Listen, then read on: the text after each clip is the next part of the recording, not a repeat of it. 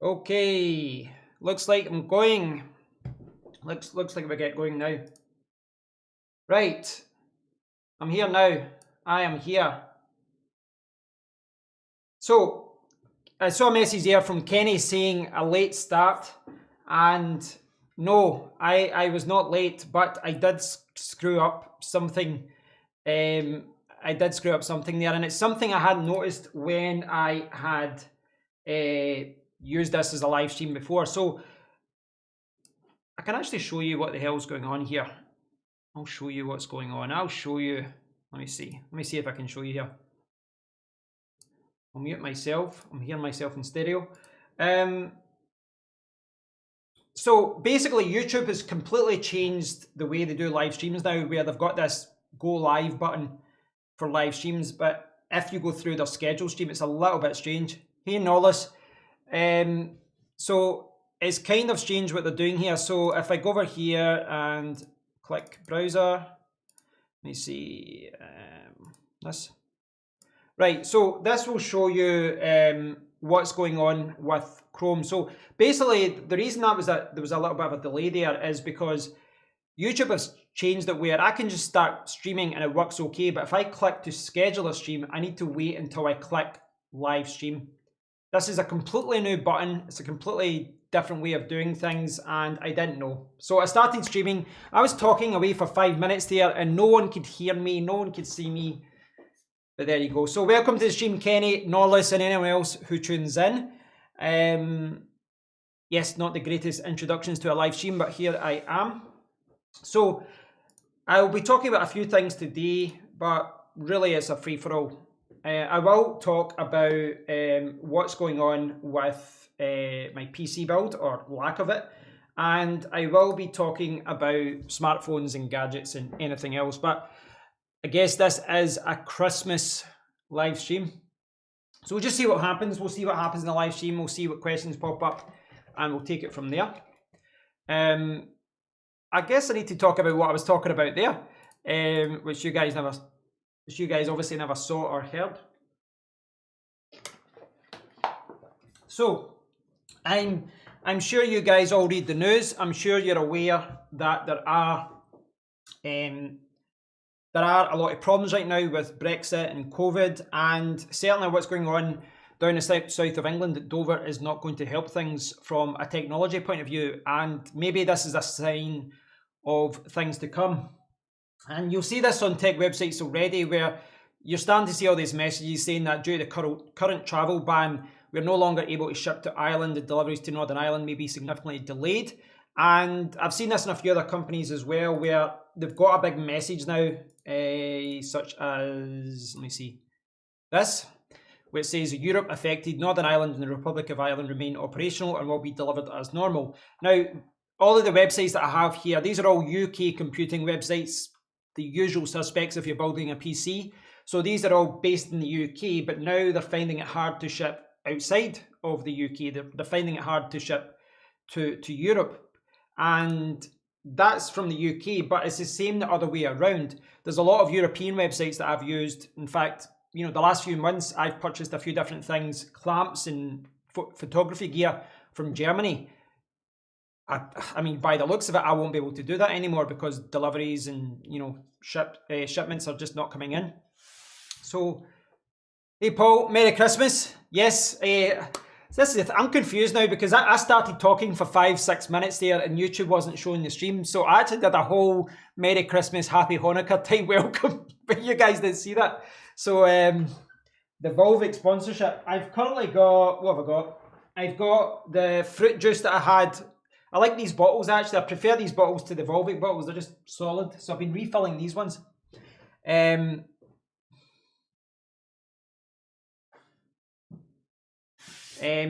So, hey, I'm not sure if I'm pronouncing your name right. Kia Landrum Jr. Harrisburg. Is that Pennsylvania? Is that what PA is? PA? I know a lot of American states, but I'm not sure of the abbreviations. You know, the abbreviations for each state. Not sure if that's right. But yeah, one of the things that I've been focusing on over the last few weeks is building a PC. and it's not going that well. Partly because I've been taking my time, but partly because I'm getting held up by a few things. I guess that's to be expected at Christmas. I ordered I've got the Ryzen 5950X. That's a 16-core 32-thread CPU.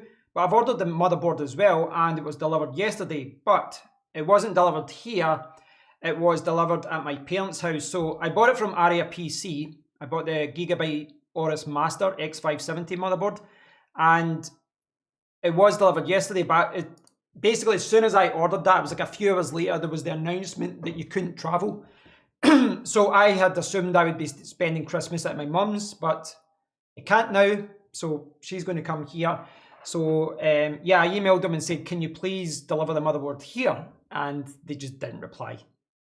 They didn't reply. So not a major problem. It's at my parents' house, but excuse me. There are a few things holding me up here. Once I've got the CPU and the motherboard, the next thing I want to do is buy a PC case. And I spent a lot of time looking at, video reviews, written reviews, and I've picked the case that I want, and it's not in stock.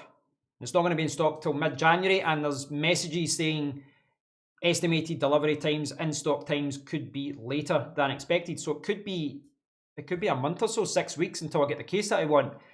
And then I thought, right, I'll look at other cases, and then looked at lots of reviews. I picked a case, not in stock. And yeah, this seems to be an issue with a few different things with graphics cards, cases. Power supplies seem to be in short supply just now as well. And this Brexit thing is really going to make it difficult for anyone in the UK building a PC. Certainly in the next few months, it's going to be a bit weird. Pennsylvania. I got it right. So yes, that will be kind of my focus, hopefully, over the next few weeks to get a new PC set up. But I'm looking to spend more money on other things, a new monitor and different things as well. But the other thing I've bought, which you probably saw the other day, is this. This is my RX 100, and this is a cage. I reviewed this, but the video will be published in a couple of days. So this is a little cage that allows me to put the mic and all that on.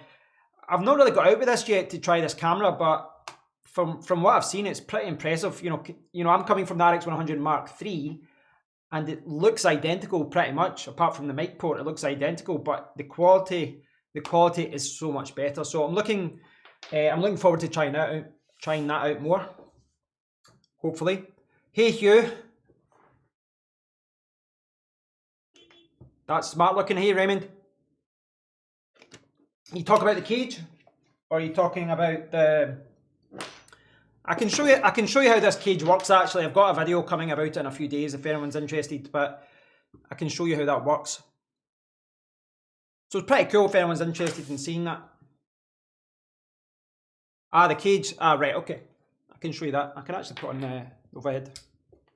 So I'll take this off just now.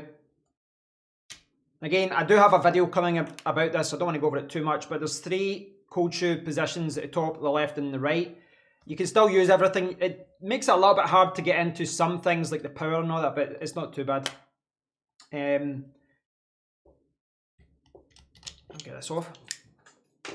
So the good thing about this, if I switch to my overhead camera, the good thing about this, zoom. The good thing about this is the handle.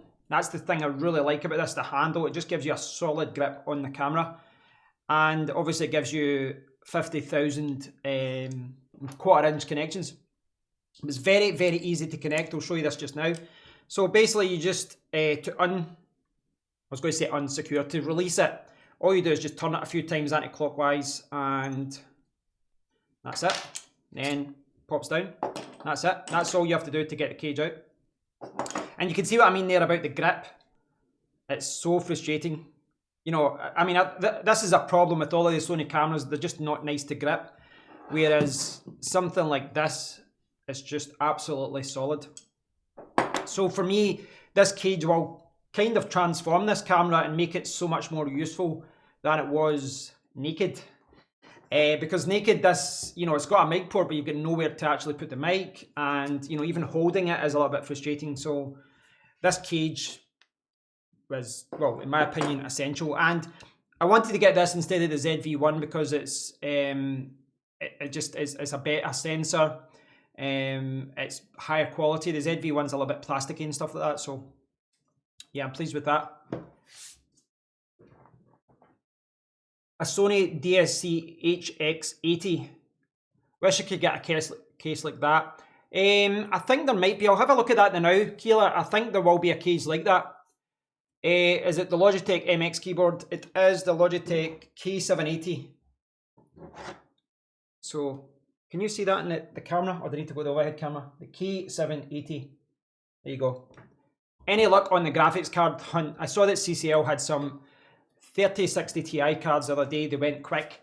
Yeah, that's something else I wanted to talk about, Stephen. I have been following what's going on with graphics cards. So, in fact, here's what's happened just now. Whilst I was talking there, I just got a notification about a stock alert. So I've got all these Discord channels that allow me to see if any stock comes in with a 3080 or a 3090. And someone said, right now, there is one at Curry's.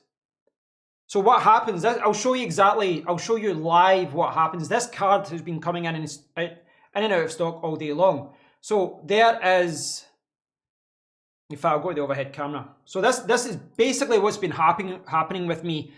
I get a notification and you can order and collect and store a free delivery. But then when you add it to basket and then when you go through, it's sold out. So I'm actually getting further than before. And you go through, delivery unavailable. That's how quick these are selling. That is literally how quick. You saw that notification pop up. That is how quick that is becoming unavailable. Now, if I go to collect it, it will then start to say that there's no stores close to me that have contactless pickup or something like that, they say.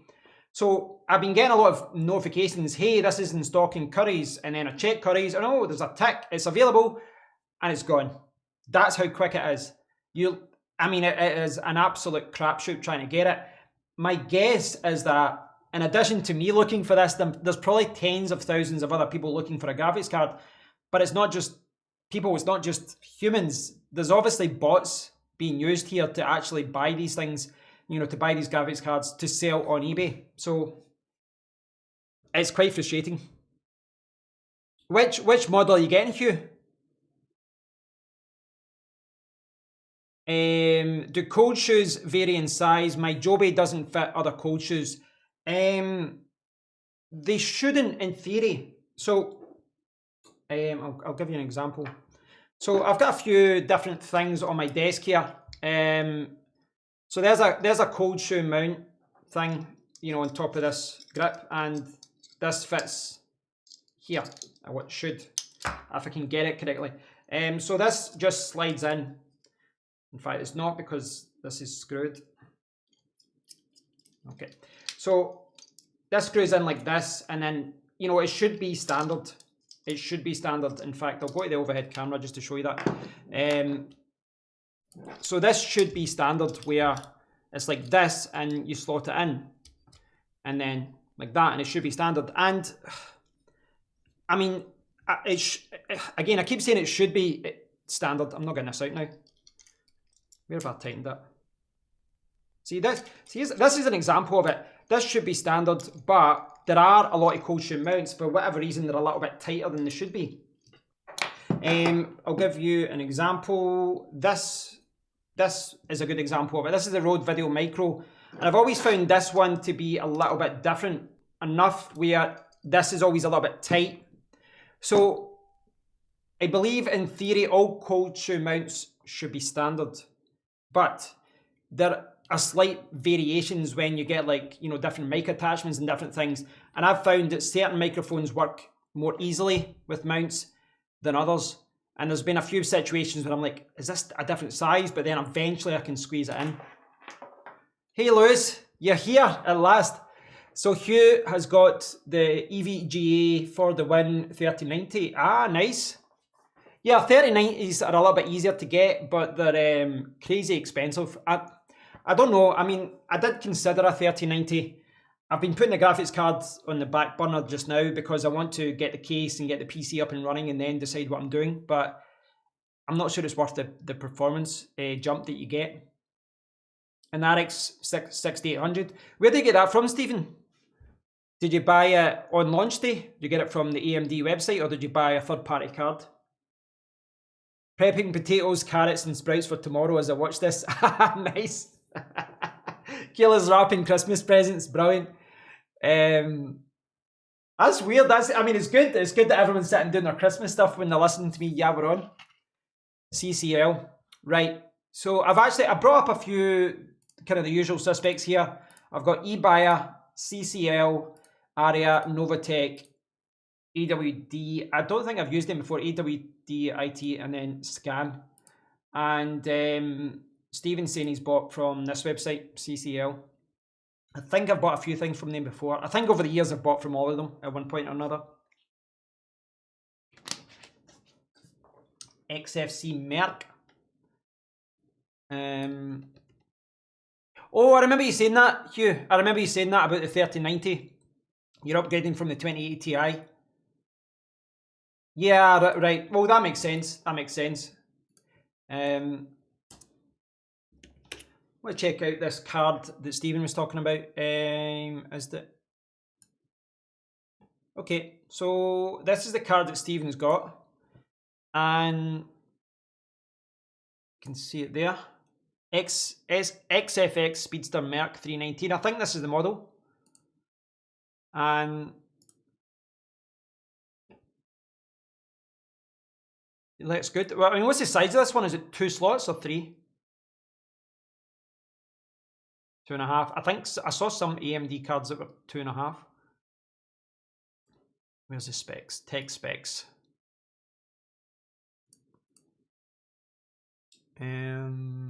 16 gigabit per second. Yeah, I think the 3080 is only 10, isn't it? Then the 3090 is 24.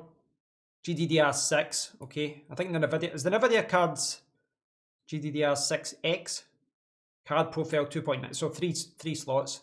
Yeah, that seems to be all the graphics cards now are 3 slots. They're all huge. Looks good. It looks good. Yeah, it's a long card. I noticed that, but all of them, there's no small graphics cards now. And the reason they're big is basically the fans. I don't know if any of you guys have seen the breakdown. I've watched a few water cooling videos, and basically when you do a water cool for a graphics card, you effectively take off the stock card, the stock fans, and then you get the individual what the word I'm looking for, the circuit board for the graphics card, and it's just a regular circuit board. It's not like that thick, it's just a regular circuit board, but you've got all the enclosure around it, and then you've got all the fans, which is why it goes up to like 3 slots. And one of the reasons a lot of people maybe go for a water cooling block is because it's smaller. So in certain PC builds, that's preferable. I mean, I would say a lot of people do water cools just because it's quieter and more performance and all that. But it's pretty impressive that you can take a card like, you know, that size and get it down to that size, and you actually get more performance. But water cooling isn't cheap for graphics card. You'd have to spend a few hundred. Sold a 2060 then and a 2070 Super on eBay, which practically paid for its second-hand market. Is crazy now. Oh, without a doubt, Stephen, without a doubt. I looked on eBay and the prices were insane. Like, people were paying $1,100, $1,200 for a 3080 just so they could get it before Christmas, which is insane. I mean, that's like $200 less than a 3090. Presumably the motherboards are now being designed with this in mind.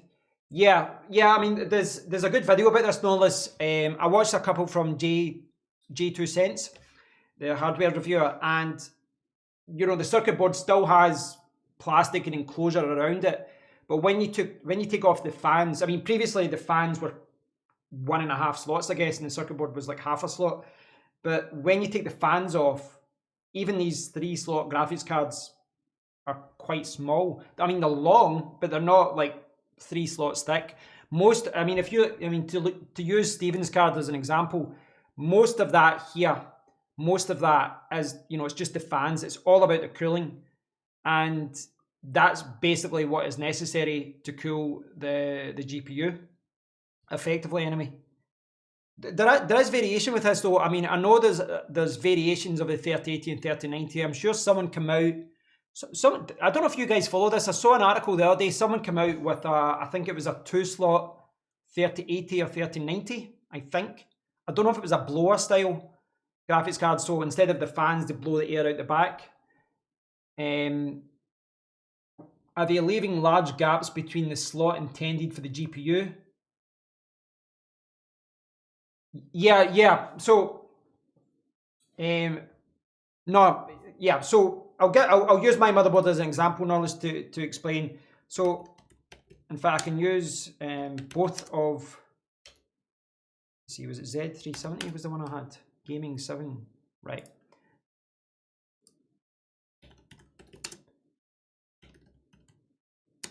X.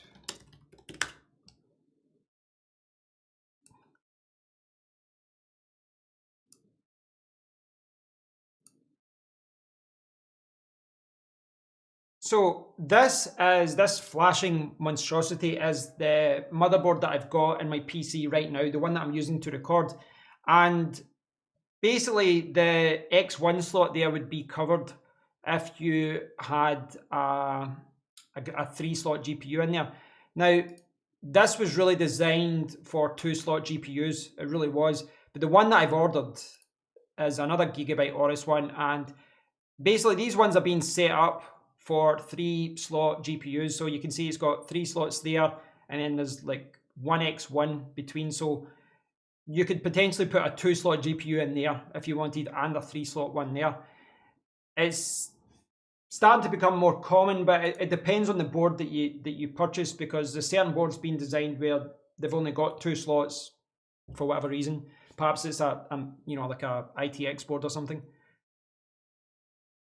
Which mid-range phone would you recommend from this year? I've heard good things about the Xiaomi Redmi Note 9 and impressed.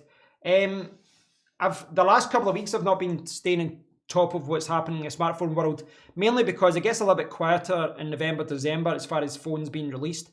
But the new thing now is that the successor to the Snapdragon 865 is the Snapdragon 888, I believe. And Samsung will have a similar chip. But as far as mid-range phones go, I've always kind of gravitated towards the Xiaomi phones. But I guess the downside of that is they do put some ads and stuff like that in their apps. But I would say the Xiaomi phones in general, most of the Xiaomi, I don't know. But most of those, I would say, are fairly priced. But I guess you have to kind of qualify what you mean by mid-range. To me, mid-range is like 150 to 250, £150 to 250, or $150 to $250. And the reason is, I mean, I did a video about this earlier in the year, but if you look at, for example, the Google Pixel range, the Google Pixel here, the Pixel 5 is £600, and the Pixel 4a, it's down to £459. So those have a premium price. In my opinion, that is a flagship price, at least at the start of a flagship price. And Google are marketing it as a flagship smartphone, but that is not a flagship smartphone. If you go down and look at the specifications, that does not have a flagship CPU. That has a Qualcomm Snapdragon 765 with octa-core.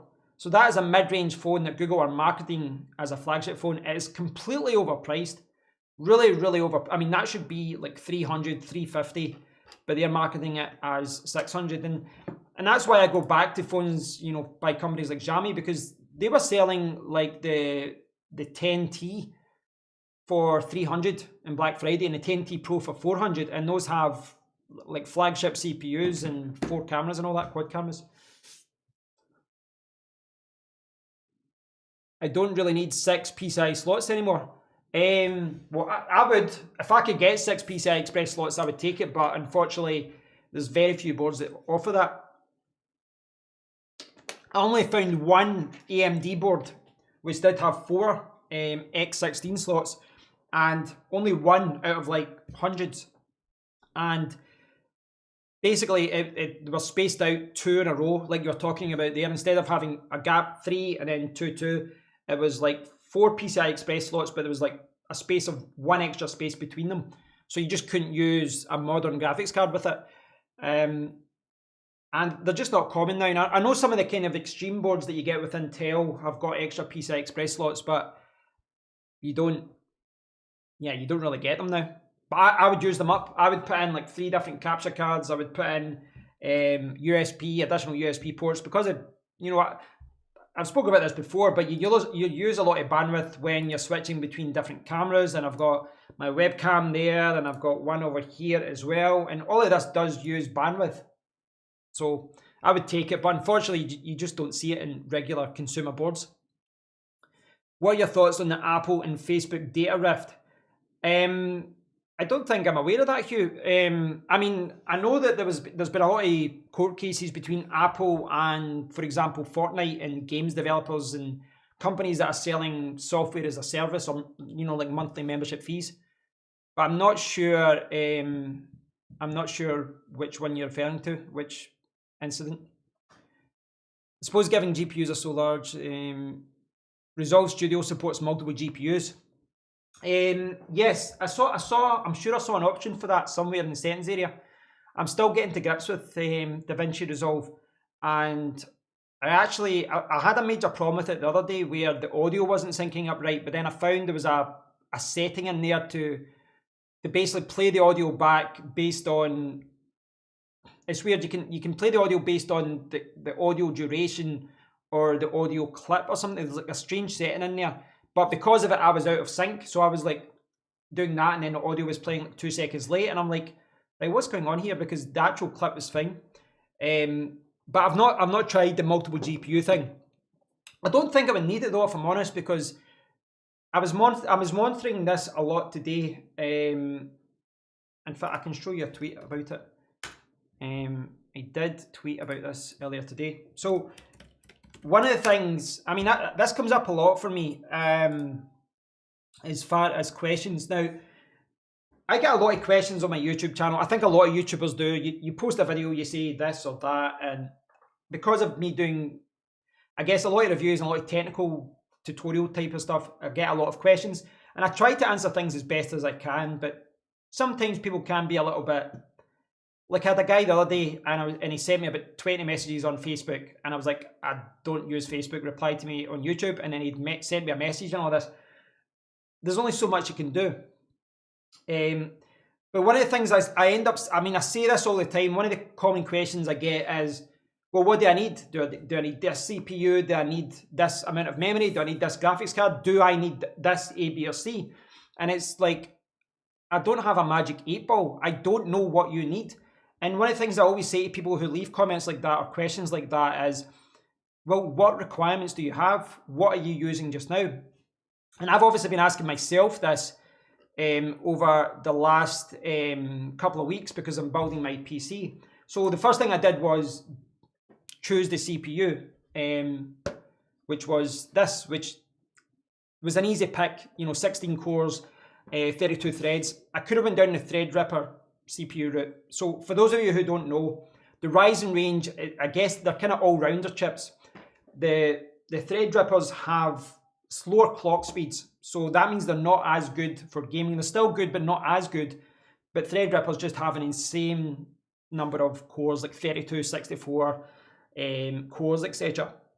But this was better for me because I will be playing games, etc. The graphics card, I mean, I was monitoring this today, and again, to kind of go back to what I was saying there, I've been monitoring what I've been using, and what I actually need is different now that I've switched from Premiere Pro to DaVinci Resolve. So I sent a tweet about this today on my Twitter account, but I noticed today, so this is a screenshot that I took today, and I noticed that I'm not using a lot of memory.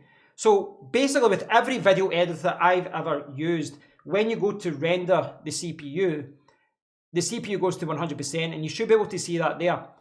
But the memory isn't being used that much, and the GPU is being used a little bit, but I mean, this DaVinci Resolve does appear to use more GPU than Premiere Pro does. Premiere Pro seems to be more CPU based.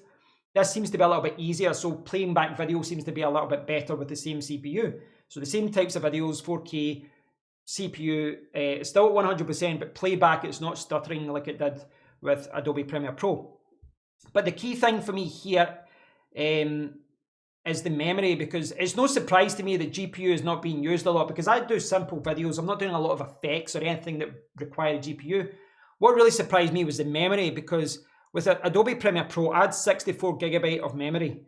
And, well, I've still got it in my PC right now, but right now I'm only using between 16 and 20 gigabytes when I render a video. Previously with Premiere Pro, I was honestly using between about 50 to 60, sometimes, you know, fully loaded, 64 gigabyte of memory being used. I don't seem to need that anymore. So I think a 3080 or 3090 in this CPU will be more than enough. But the question is now, do I just go down to 32 gigabytes of RAM? I don't know. Building is not an exact science. It's trial and error that helps you develop your own experience. Yeah, and I think yeah, and you need to have an understanding. I mean, the easiest thing to say to people is just look at your task manager, and you can obviously go for, you know, further than that and look at, you know, you can use like software like CPU Z and all these different things, but really just look at the task manager. How much CPU is getting used? How much GPU? How much memory, storage?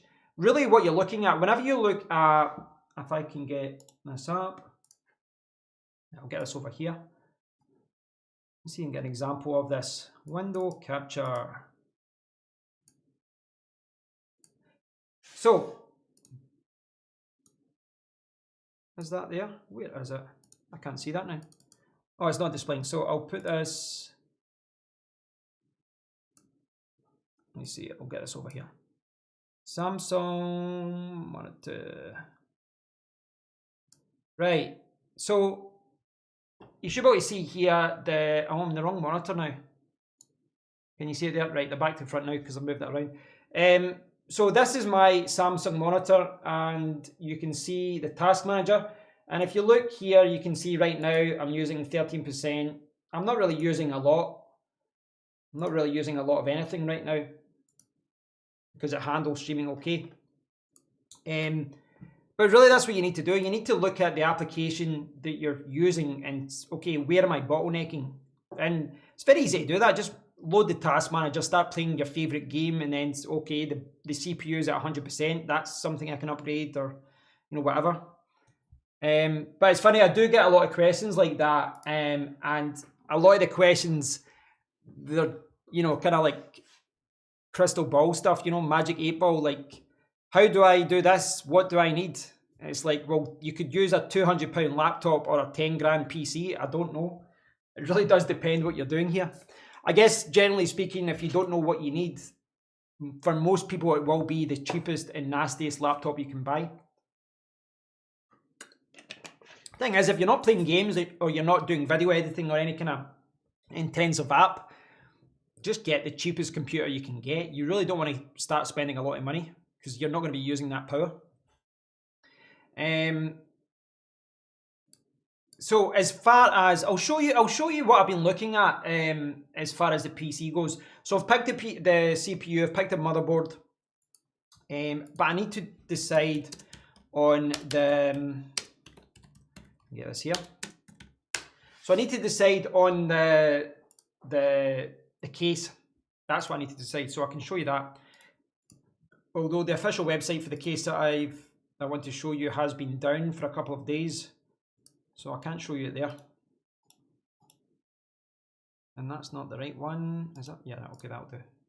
Yeah, that website's still down. I don't know why. Why? Oh, there we go. We are back. We are back. That website has obviously been down for a few days. It still seems to be a little bit down. Right, okay. Cases.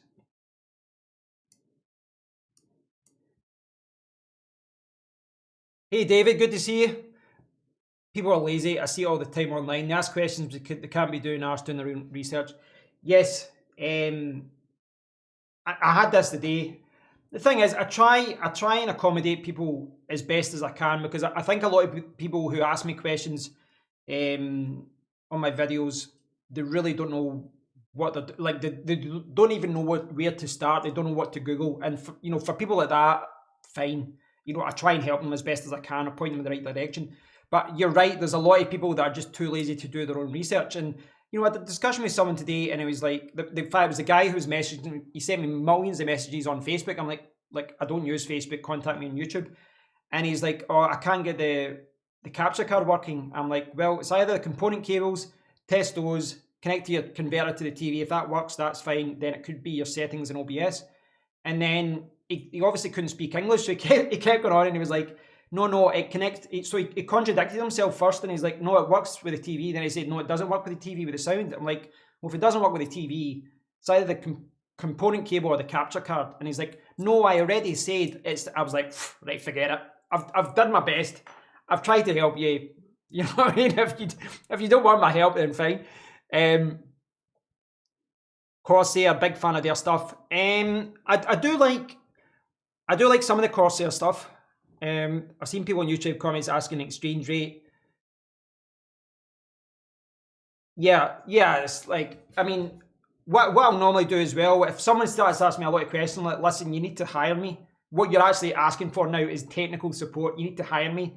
And then I send them to my services page where I charge like $200 an hour, and they never contact me again. Hey, Ultra. Phanteks are good. Yeah, I really do like Phanteks. Phanteks are, in fact, I'll show you the Phanteks one that I've been looking at. So I'll go through some of the cases that I've been looking at, which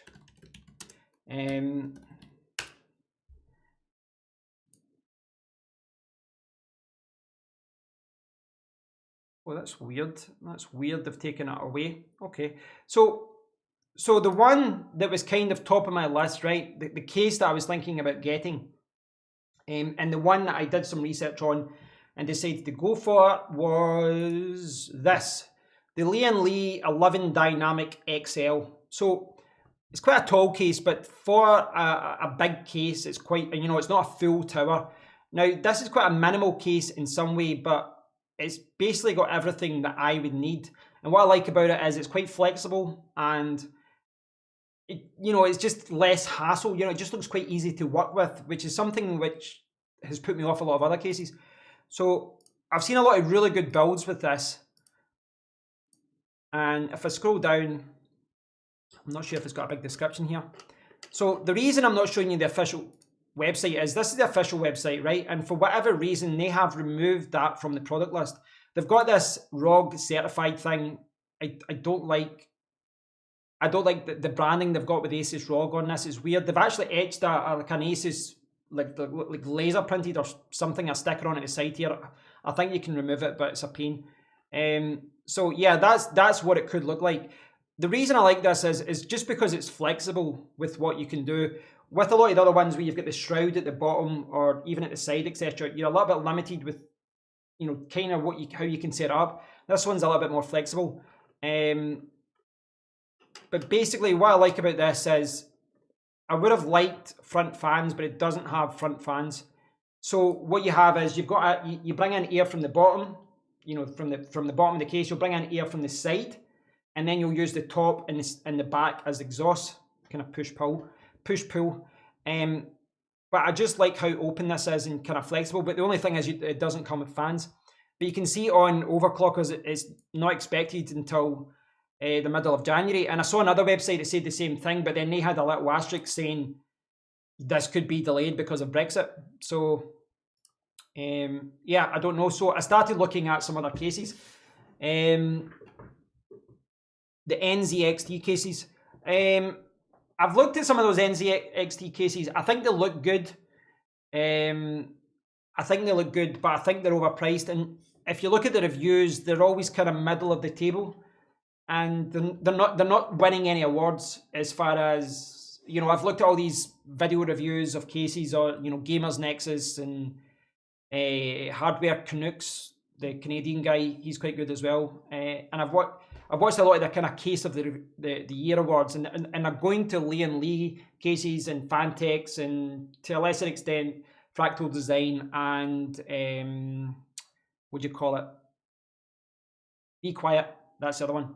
So that was top of my list, but I've obviously started looking at alternatives because it's not in stock, and this is one of the ones that I have considered. So what's put me off about this one is it's absolutely massive. It's huge, absolutely huge. I mean, if you look at it here, around this area is actually where the motherboard will start. So this is capable of being a dual system. You can actually put a micro ITX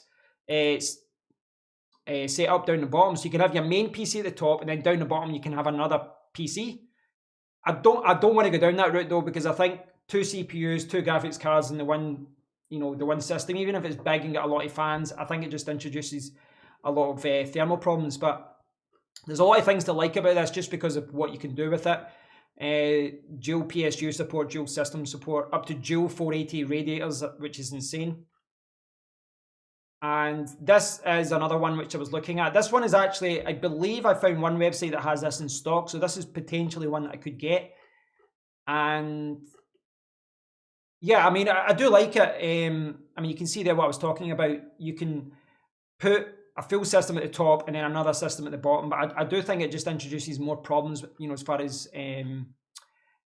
thermals go, and noise as well. But it looks like an absolute beast, and it's got really good reviews. The other one I was looking at, which is smaller, is another Phanteks one. So this is an airflow case, and by that I mean it's optimized for airflow. Now, if you look at the Phanteks 719, I didn't really notice this at first. I thought it just had a closed front, but there's actually gaps in the side of the case there. If you look, there's kind of gaps in the side around here for the air to get in for the front fans. So it's actually got quite good airflow. But this one is a little bit different. I've got 3 fans. I think it's 3 140 fans. It's a little bit smaller as well, not as big. But that's got a mesh front. So, it's allowing the air to pass through. So that's another one I've been looking at. Again, it's out of stock most places. I think I found one website that might have it, but it's still out of stock. What I like about this is it's not as big. It's just not crazy big. But again, I mean, this is the problem where you have to try and work around what you're trying to do. It goes back to what I was saying about working around what you need to do, and also the components that you buy. Corsair iCUE. I'll check that just now. What I will say about the Corsair cases in general is that I think a lot of the Corsair cases are overpriced, but I'm happy to pay that premium because I think the Corsair cases, those cases seem to be well made. It's good material. It's not like cheap plastic. It seems to be better made. It seems like it'll last. And if I'm going to be using a case for at least 3-4 years, I don't mind ponying up an extra £50 or £100. But what I don't like about it though is that all of the Corsair cases, they look good, but then they've got this big ugly Cooler Master logo on it somewhere. I don't like it. The Apple of PC cases. Yeah. Sorry, I missed that comment, Norris. When I last contemplated building a PC, I found the sheer choice bewildering, especially with cases. It is, and it can be a little bit of a pain. I think the best thing to do is just kind of change things over time. I think if you do everything from scratch, which I'm doing again, it can be a little bit overwhelming, I guess. And you're trying to get, kind of 10 different pieces of the puzzle working together. Well, 5 or 6 really. I mean, storage and fans are less of an issue. Corsair iCUE RGB software is the best in my opinion. Yeah, I've never really used dedicated RGB software beyond motherboard software, but I'll check out that case that, in fact it's not copied over.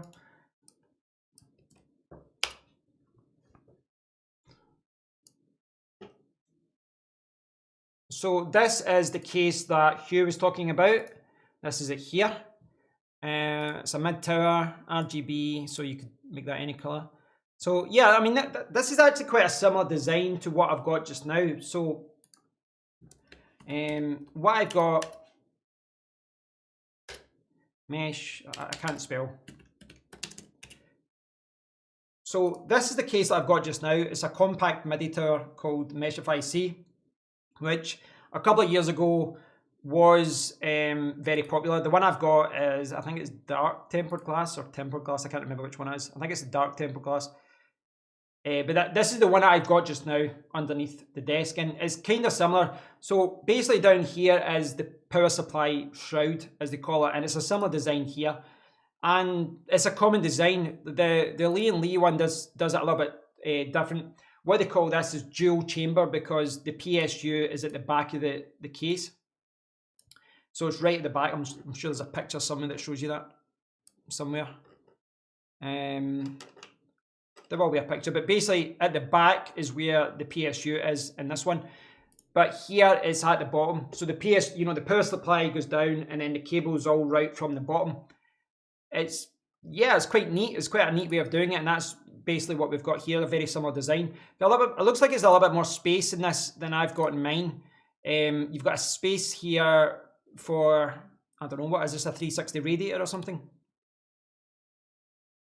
That actually does look quite good though.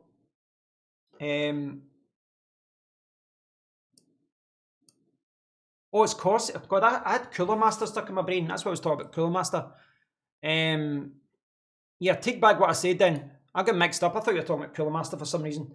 That is quite nice though. I do like that. I want to see what it's got. Oh, I have checked this one out actually. I saw a video review about this, so I remember seeing this page with the graphic here. A few SSDs in the back. Yeah, that one does look quite good. I do like that one actually. Simply because the airflow looks good from the front, and it looks like it comes packaged with a few different fans as well. It doesn't look too big, and that again, that's one of the things that's put me off a few cases. Is the weight. So I'll give you an example of this, right? As far as weight goes, and this is the weight before you put anything into the case at all. No components. The one I've got just now. 6.45 kilograms, right? And I know picking that up and moving around, it's not too heavy per se, but it's not light either. I mean, it's a PC, it's got some weight into it. So have a look at, not this one, I mean, this one's about 15, 16 kilograms, but have a look at this, the Phanteks Enthoo Elite, now, or Enthoo, I don't know how they pronounce it, Enthoo. So this is an absolute beast, right? Elite. But check the specifications. I couldn't believe it. I don't know if there's an error here. I don't know if they get something wrong. But if you look at the tech specs, where is it? Where is it? Where is it? Look at this. 33 kilograms. That is an absolute monster. Absolute monster. That's an absolute monster. So, what I wanted to check with the Corsair one there was what it offered. Where's the specs? Where's the specs here? Not in stock. Surprise, surprise. So it can take a radiator at 360. I don't know if that's at the top or the front. I think it only looks like a 280 at the top. So I'll talk about that in a second. I'll catch up with comments. I'm a little bit behind. Cases bastard. Yeah, it's the Cooler Master ones I was talking about with the logo. I get mixed up. If I was after a case today, I would get a Lian Li LANCOOL 2 mesh. Yeah, I like to look at them as well. They're actually quite cheap as well, Stephen. Those ones are like sub 100, I'm sure.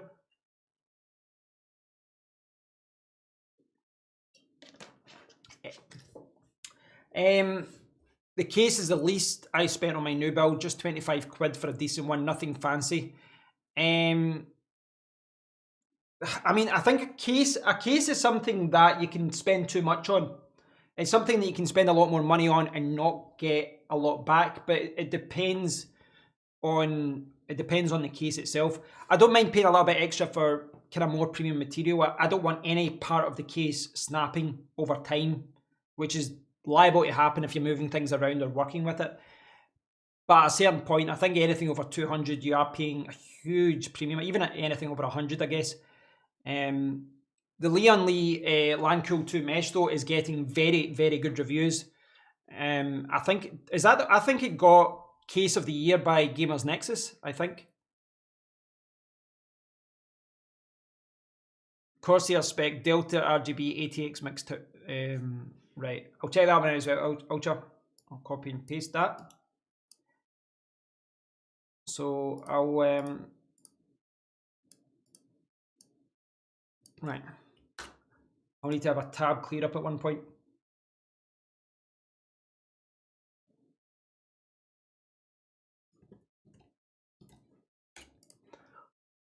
I can't see the point in spending a ton of money on a flashy case, but then if you like and need, then it's fair enough. There are some valid reasons to spend more, David, definitely. Then you hide it under your desk. Well, this is the thing here.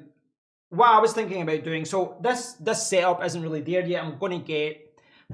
I had a look at storage. Like, so my wife was saying, I was thinking about getting storage here and here, perhaps just traditional kind of shelves, or I don't know yet. I've got a few ideas, but my wife would say, well, just get something really nice. Don't just cheap out. And then I started looking on websites, and because of Brexit and COVID and everything else going on, you're looking at some of these things and it's like 6 months delivery or 4 months delivery.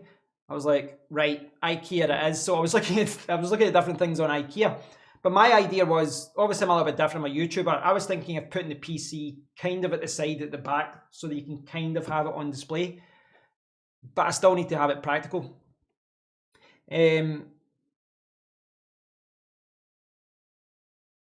RGB makes your PC 100 times faster. I was saying the same thing to my friend Paul because he said he's going to have a dark build without RGB. I think you get better thermals cable management with nicer cases. Yeah. All right, I want to look at some of the cases you've showed me, but I do want to address David's point there about where David was saying, I can't see the point in spending a ton of money, and Nollis is saying, I think you get better thermals. So if I go into, I'll use this as an example. If you go into a website such as, no problem, Ultra. If you go into a website such as PC Part Builder, and you go to, let me see, System Builder, and you go to case, I mean, there's 4,215 compatible products there, right? So right away, that's a crazy amount of products. But depending on your requirements, that can quickly filter down. Now, you need to kind of use the whole System Builder thing here to then find what you need. So I'll give you an example. The Ryzen 9 chip here, the 5950X, very good CPU, but also runs very hot. So if you want to get the best performance from that, you know, and especially if you're doing any overclocking, you ideally want to get an all-in-one cooler, like a water-cooled cooler. Ideally, a radiator at the top of the case that's at least a 280, I would say, 280, 360. But my friend Paul has just bought the CPU. He got it in the same day, actually. Paul used to be my old PC guru back like 25 years ago. I used to ask, you know, when I built my first PC and stuff, I used to ask him for help all the time. And Paul has bought a 420 all-in-one cooler. So he bought a 420 all-in-one cooler, which means that he's basically got a radiator at the top of the case, and it's got 3 140mm fans. And because they're bigger, you get more airflow. So right away, of all those 4,000 cases, if you want to accommodate a 420 radiator at the top of your case, it goes down to like 30 cases. It really does limit what you can do, and there's only a few cases that actually support that. And then say you have restrictions, well, I want this amount of hard drives. Well, right away, you're limiting what you can do as well. So if you start having requirements such as that, I want a good build quality, I want good cable management, I want good thermals as well. And that's the thing about cases. This is why it's so important to look at reviews, etc. Because if you just look at cases, you could look at them and go, well, that's 500, that's 600, that's 1,000. That must be amazing. But some of the worst reviewed cases of all time are very expensive. So, you know, don't judge a book by its cover. There's cheap cases that are fantastic, and there's expensive ones that are not. But when you spend a little bit of money, generally you do get better build quality. You do get, you know, kind of extra modular functionality where you can kind of move the PSU around, or you can move different things around. And even if you just look at any particular company, such as Phanteks, for example, they have a whole product range, and their whole product range of cases goes from the budget end all the way to the premium end. And it's no different to any other company where they kind of limit what's in particular cases, and then, you know, to kind of drive people towards the higher priced ones. Because what I've seen with the PC case companies is that you've got the lower end, and it's probably where they make a lot of their money. But then you've got the mid end, you know, the kind of middle of the market where it's more of a premium build, and they've addressed some of the problems you'd have with the lower end stuff. And then you've just got the insane stuff, which they know that people with more money than sense will buy. I'm not a gamer, so not bothered about super fancy looks, lights. So for me, the cage is all about build quality and space for bigger coolers. Light. The thing is, RGB, you know, RGB lights started off something, I would say several years ago, started off as something quite niche. And then you had fans that weren't RGB and fans that were, and you kind of look silly if you went out there and spent extra money on RGB stuff. But now most stuff is RGB. Most cases support RGB. They have RGB light strips or fans built in. Most memory now is coming with RGB strips and all that as well. Well, a lot of memory is. Motherboards, there's very few motherboards that don't have RGB. You'd actually have to like go out of your way now to build a PC that doesn't support RGB. You'd have to find a motherboard that doesn't support it or doesn't have it natively, and then find a case that doesn't have it. And I'm telling you, there's not many motherboards and cases that you could, well, there's a few, but 10% of the market or something. It's kind of crazy how the market's went. It's just kind of went that way.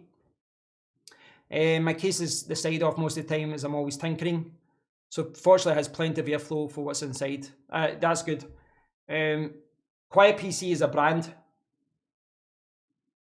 Well, it is. I'm not sure if that's what you're asking. It's not as quiet with the side panel on, but not too bad. I suppose it's always going to be proportionate. You'd never spend £300 on a case for a low spec PC, nor would you cheap out on a £20 case if you're going to be building a 3K PC. As far as prices go, though, it seems to be, again, I'm not claiming to be an expert on any of this, but obviously I've been looking at a lot of cases recently for mid towers. You know, the kind of sub 15 kilogram, sub whatever height. I don't know what the classification is for a mid tower, because obviously different companies, you know, some companies say, oh, this is a mid tower and it's just as big as other full towers. But it seems to be 200 seems to be about the most for most mid towers. Majority, maybe 80 to 200, whereas some of the cheaper mid towers, yeah, I mean, they still offer a lot, but I mean, would you spend a £20 on a case? I guess, like you said, you know, if you're spending a lot of money on the other parts, you don't mind spending a little bit extra. Like, I'll probably be spending about £4,000 on this PC. So the difference between spending £100 and £200 on a case isn't that much, especially when you consider a good case could outlive your PC. Like in 3 years' time, if I look after the case, I could use that for my next PC. Whereas I'd maybe sell the motherboard and sell other things. But it depends, you know, it depends on the case. There are expensive cases that have terrible airflow. They might have extra features, build quality and hard drive support and all that, but they don't have good airflow. So it depends what you're looking for. Or you're just not bothered about how flashy it is. Well, Ultra, Dell's Optiplex range are, what's the word for it, proprietary. They're just their own custom builds. So, I mean, I thought about this as well. If you go on eBay, you'll see lots of people talking about buying an old Dell PC and then doing it up or taking the whole computer out and putting it into a different case. But they don't use standard motherboards or standard features. It's just this, yeah. I think if you'd open up any of these Dell PCs as well, these Optiplexes, you're probably quite disappointed with it. I'll talk about that in a second. I want to quickly just go back. I know I'm late with this, guys, but there was a request. Was it you, Ultra, that you wanted me to check? I think, was this the one you were talking about, Ultra? Was it Hugh? You wanted me to check this one, the Carbide series. So yeah, this looks like a good little case as well. Again, I think it depends on the build. It depends on the build though, because if you're spending £500 say on an i5 CPU and then I don't know, a 3060 or something like that, it makes sense to buy a £50 case because you don't need extra fans. You don't need extra thermal solutions, or these are problems that some of the higher cases try to tackle as well. Whereas if you're pushing, you're overclocking and you're pushing these CPUs and GPUs more, you're going to get more noise and more, you're going to require more airflow to cool it all, which is why you kind of go towards the higher end cases. But I think if you're just doing a cheap build, a cheap PC, gaming PC, this type of case is fine. Who was it recommended this one? It looks quite practical, but I don't think I'd use any of these 5.25 inch bays anymore. I don't know if are those top one, are they hot swappable? I'm not sure. It's a good size, right enough, but yeah, to me that looks extremely dated, but which is what I suspect maybe some people want. They don't want a big flashy case. It looks practical, but I don't know. It kind of looks dated, in my opinion. The Aerocool Mini Aero 1 Eclipse. Yeah, I'll check that out. Well, that's the thing, Stephen. I mean, if you like, if I was trying to keep costs down, I would not be looking at £200 cases. I would be looking at like £50 cases or £40 cases. And the thing is, a lot of this stuff is incremental. I mean, if you spend twice as much money, sometimes it's not like you're getting twice as much performance. Sometimes you're paying a lot more for just a little bit extra. And I've said this, you kind of come out with so many cliches when you do tech videos, but it is a lot of diminishing returns where you can spend twice as much as for a case just to get slightly better parts, less plastic, for example, or better cable management. This one appeared to be £60, so this is a £60 case. Actually looks not too bad. Actually, I know RGB is not everyone's favourite, but for £60 that actually looks quite good. Pretty nifty for £60. Yeah, you've got airflow down at the bottom next to the graphics card as well. The kind of shape here looks identical to my Meshify C case as far as the shroud at the bottom, etc. For £60, yeah, I'm sure it does the job. I think it looks alright. I mean, it's not, I'm looking more at the kind of 100 to 200 range, if I'm honest, just because I'm spending more on all the other components. But I think it looks good. Right. Oh, right. So, right. I didn't notice that actually. So this is a micro ATX board. Micro ATX. Oh, sorry. I'm looking at the wrong one now. I'm looking at the wrong one. I'm getting mixed up. So this is micro ATX. Or mini ATX. All right. Okay. Oh, all right. Okay. I completely missed that. It's only 5.65 kilograms. Right. That's the other thing as well. I said this to my friend Paul the other day, that when you're looking at all these PC cases, it's hard to get a feel for what they're like. So I was like looking at the one I've got just now, and I'm like, right, okay, so this one's like this much higher, this much longer. But what I started looking at was the weight, because the weight is something which is arguably, well, to me, it's probably more significant to me than the size, because if I've got my PC sitting over there, an extra few inches on top, it doesn't really matter. Whereas if it's an extra 10 kilograms to lift up there, it could be. So I've been looking at the weight of cases as well. That looks like a little, quite a little case, quite a portable little one. Yeah, the larger cases tend to support EATX as well, extended ATX as well. Oh, for your brother-in-law's kids, yeah, that'd be fine.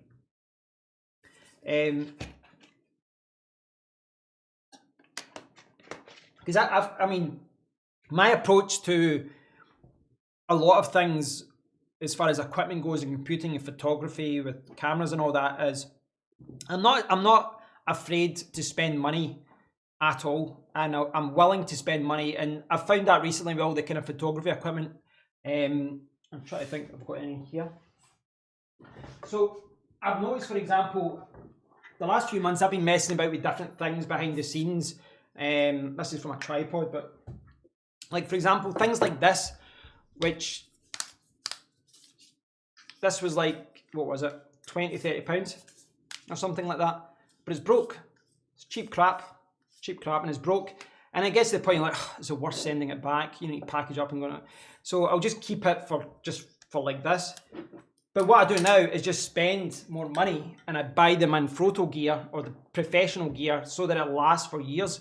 And, you know, it's a similar situation with computing as well. I think in a lot of situations, I'd prefer to spend a little bit more, get something that will last the test of time, because selling with a PC case is not something that I want to, I don't want to sell it. I don't want to ship it on eBay. It's not worth the hassle. Selling a case for £50, then charging someone £30 postage and packaging, you've missed, you know, you've got all the screws missing. So if I buy a PC case, it's probably going to be with me for years until I throw it in the bin, realistically. So I don't mind spending a little bit more because it's not easy to upgrade it. Whereas, you know, I buy memory, for example, I can easily sell that and buy some more. Not too many EATX motherboards. No, there is quite a lot, Norris. Yeah, there's a lot. I'm trying to think of the one. No, I think the one I've got is ATX. I looked at a few that were EATX. So what have we got here? 3,348 EATX, 121. Well, I guess relatively speaking, that's not a lot. So the reason I thought there was more is because I was looking at X570 boards and the Aorus Extreme, and the Creation is one that I was looking at, and that was EATX. And I had a look at this one as well, and that was EATX. But yeah, it looks like you're right. They're not as common as I thought they were. But I was looking at both of these boards at one point. I decided against them, but I mean, look, that's £750, that board. It's not as much as that. But yeah, but you're right. There's not as many as I thought. I thought it was more than that. Yeah, you're right. The thing is, see with EATX, it's not that much bigger. It's a little bit bigger, but it's not as big as you would think. Let's see if I can find a comparison.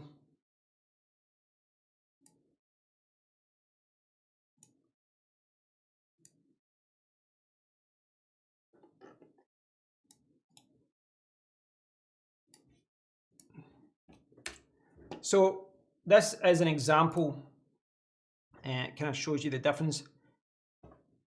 So there's EATX, ATX, Micro ATX, and it is bigger, but the reason I'm saying it doesn't, I mean, it's the same size, it's the same, what do you call it, 12 inch by 9.6, 12 inch by 13. It's wider. So you'll see a lot, like I think the cases I've been looking at support ATX and EATX, but if you go for the extended ATX, you're losing a couple of inches at the side of the board. But for a lot of cases, that is a non-issue. So for example, if I go back to, I'll try and find a good image of it. So if I go back to the Lian Li case, which I was looking at, see this kind of dotted line here, which they've got. That's for the, that's for a Dominus Extreme motherboard, but it gives you an idea of what happens if you're looking at a case. A lot of cases, what they'll do is the ATX will come up to a certain point and then the EATX will go over a little bit further. Sometimes, depending on the case, that means you need to route cables around a different route, etc. But if you're not putting anything here anyway, if that whole area is blank, you don't have fans or anything there really isn't any difference between using Micro ATX, ATX, or EATX as far as building the PC goes. It's only when you need that space that it becomes an issue. But again, this all comes down to what Norris was saying. It's such a complex situation because you've got all these different components you need to put together. How much RAM can the 5850X support up to? It's not the CPU that will dictate this, it'll be the motherboard. But having looked at X570 motherboards, I think the most I saw was 128. 128 seems to be the highest for those motherboard for that CPU range. So that CPU is supported by a particular motherboard chipset, X570, and most of them support 64 or 128. But 128 128 gigabytes seems to be more common. But it's not really the CPU that defines that, it's the motherboard. But the other thing, which I kind of touched upon a little bit earlier, you know, like David was saying there about why would you spend more? And to go back to what I was saying earlier, sometimes you kind of, you know, it's like a process of elimination. You start filtering these products where I want this and I want that and I want that, and then all of a sudden 100 cases goes down to like 5, and then you check a few reviews, you might be down to 2 that support what you need to do. Probably more than that realistically, but hopefully you get the point I'm trying to make. So this page here has got upgraded cooling support, and it's got where you can put radiators. So my friend has opted for a 420 radiator, which you can't get with this, but it does support a 360 or 280 radiator at the top and the bottom, and you can put a 360 at the side as well. And that's another thing, a lot of cases don't support 360 rads, they don't support them. So 360, so for anyone who hasn't built a PC or whatever before, the reason that's called a 360 is because the standard fan size, you can get 200mm fans, but the standard fan size is 120 and 140. So a 360 radiator effectively means you have 3 120 fans underneath the radiator. So there's a big radiator there, and then underneath you've got 120, 120, 120. But the alternative to that is a 280, which is 140, 140. So you'd have, so this is what, like if you're going for the 120 fans, you can have a 240 or 360 or potentially even 480 radiator. Or if you go 140, you can get 140, 280, 420 for the radiator. Just means the fans are bigger. But certainly if you're talking about a 420 radiator, it really does reduce the number of cases that are available to you.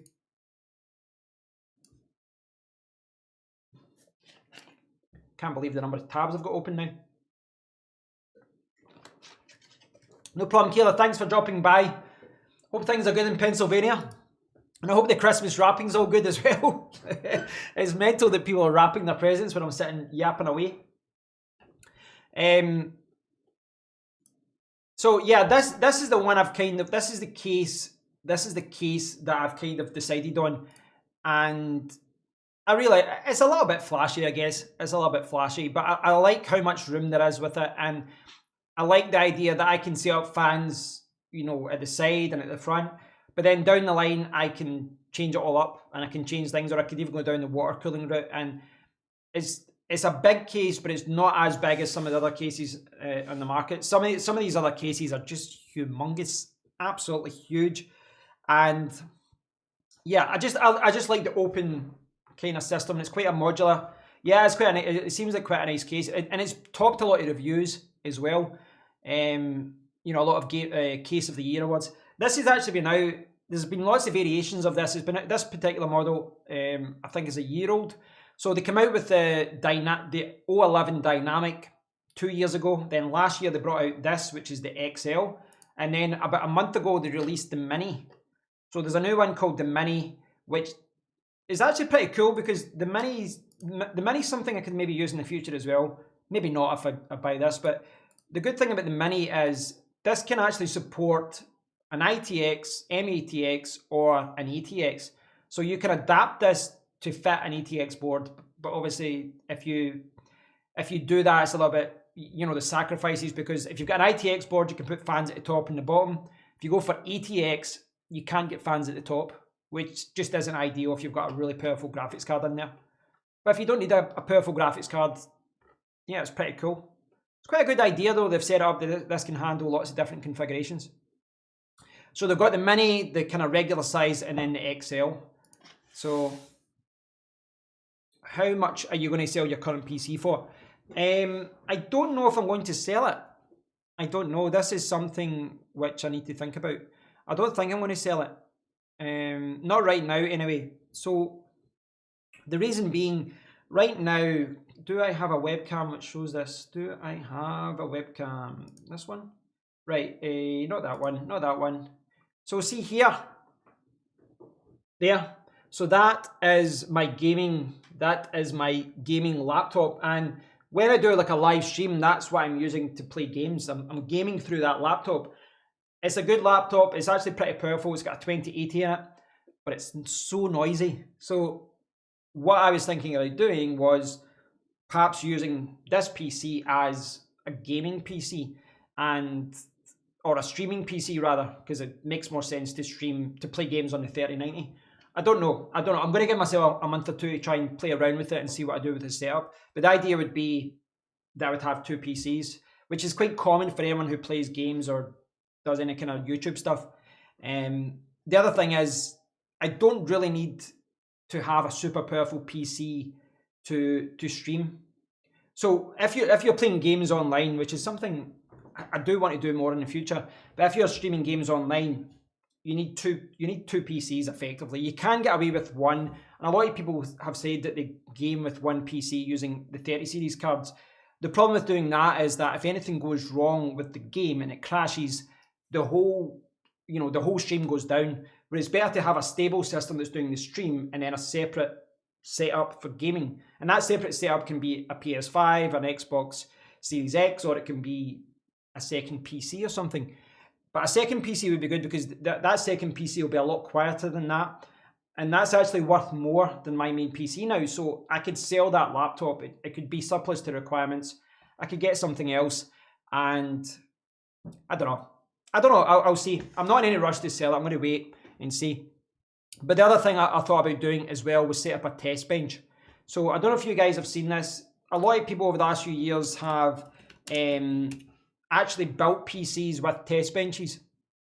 But the idea is you can buy things, if I give an example. As this, let me see, features. This is maybe not the best example because the website is not good. So what I'm trying to show you here, if I can get it, what I'm trying to show you here is a test bench. And a lot of people have just decided the last few years to use test benches for water cooling PCs. If I do test bench PC, so maybe something like this, or I don't know, something like this. But what I thought was build some sort of open plan test bench. And what that allows me to do is have a backup of different components, and it means that I can test different things. If I'm testing memory or testing a hard drive or testing anything, I'll bring over the test bench and then I'll test it on that. So that's another thing that I could do. If I don't use it as a gaming PC, what I could do is set up a test bench so that I can test different things.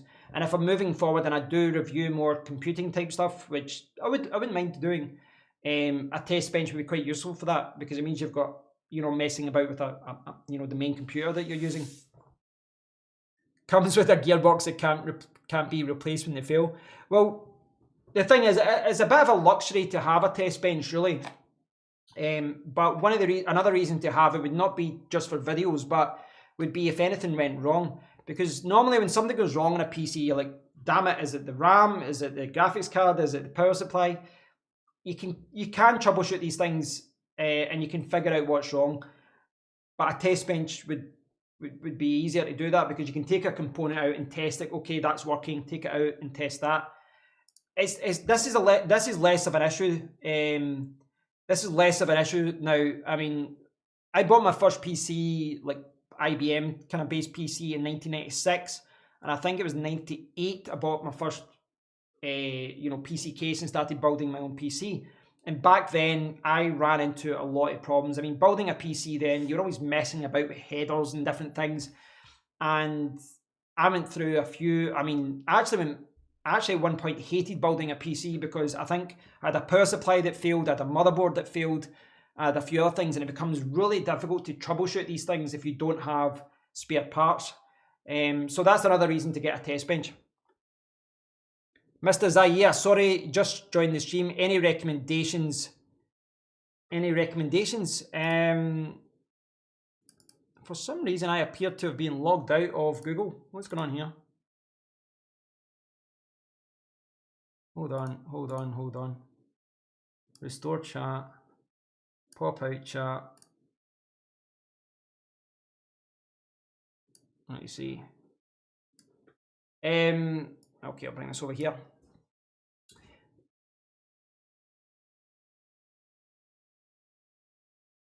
what Mr. Zaire, what's your budget? I would say, what's your budget and what's your requirement?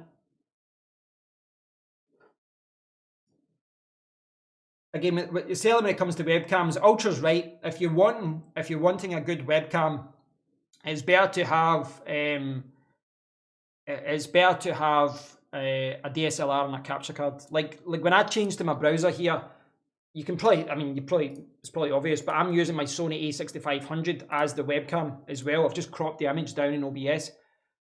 For Zoom meetings, around 100. Well, I've actually got two. Can maybe see this? So that's what I've got. I've got two of these. Because a shot. Is this going to get in the camera? Here we go. It's quite dirty, as you can see, but this is a Logitech Brio, which can do 4K. And Logitech have come out with a lot of different options right now, but if I change to this, oh, it's the wrong, I've picked the wrong one again. I've got those back to front. So I've got two of those, and this is it here. And you can see it's got, let me see, I'm going to give you an example of something. Is it going to autofocus? So this is the Logitech Brio, autofocus. And that's the big shotgun mic which I'm talking with right now. So right now, it doesn't look amazing right now, but bear in mind the lighting here, around here, is all being kind of set up for me looking this way. So the lighting is going to look good when I look at this camera. But that's the Logitech Brio. Logitech have come out with a few different options the last few years. Who was the one? Ultra was saying the C920. I believe, I mean, that's where it gets difficult. I've not really looked at webcams the last few years. And because I've got the Logitech Brios, I really don't have any need to do so, because I think moving forward I would go down that route. What Ultra was saying about getting a camera and a capture card. But looking at this, I'm going to look at this now.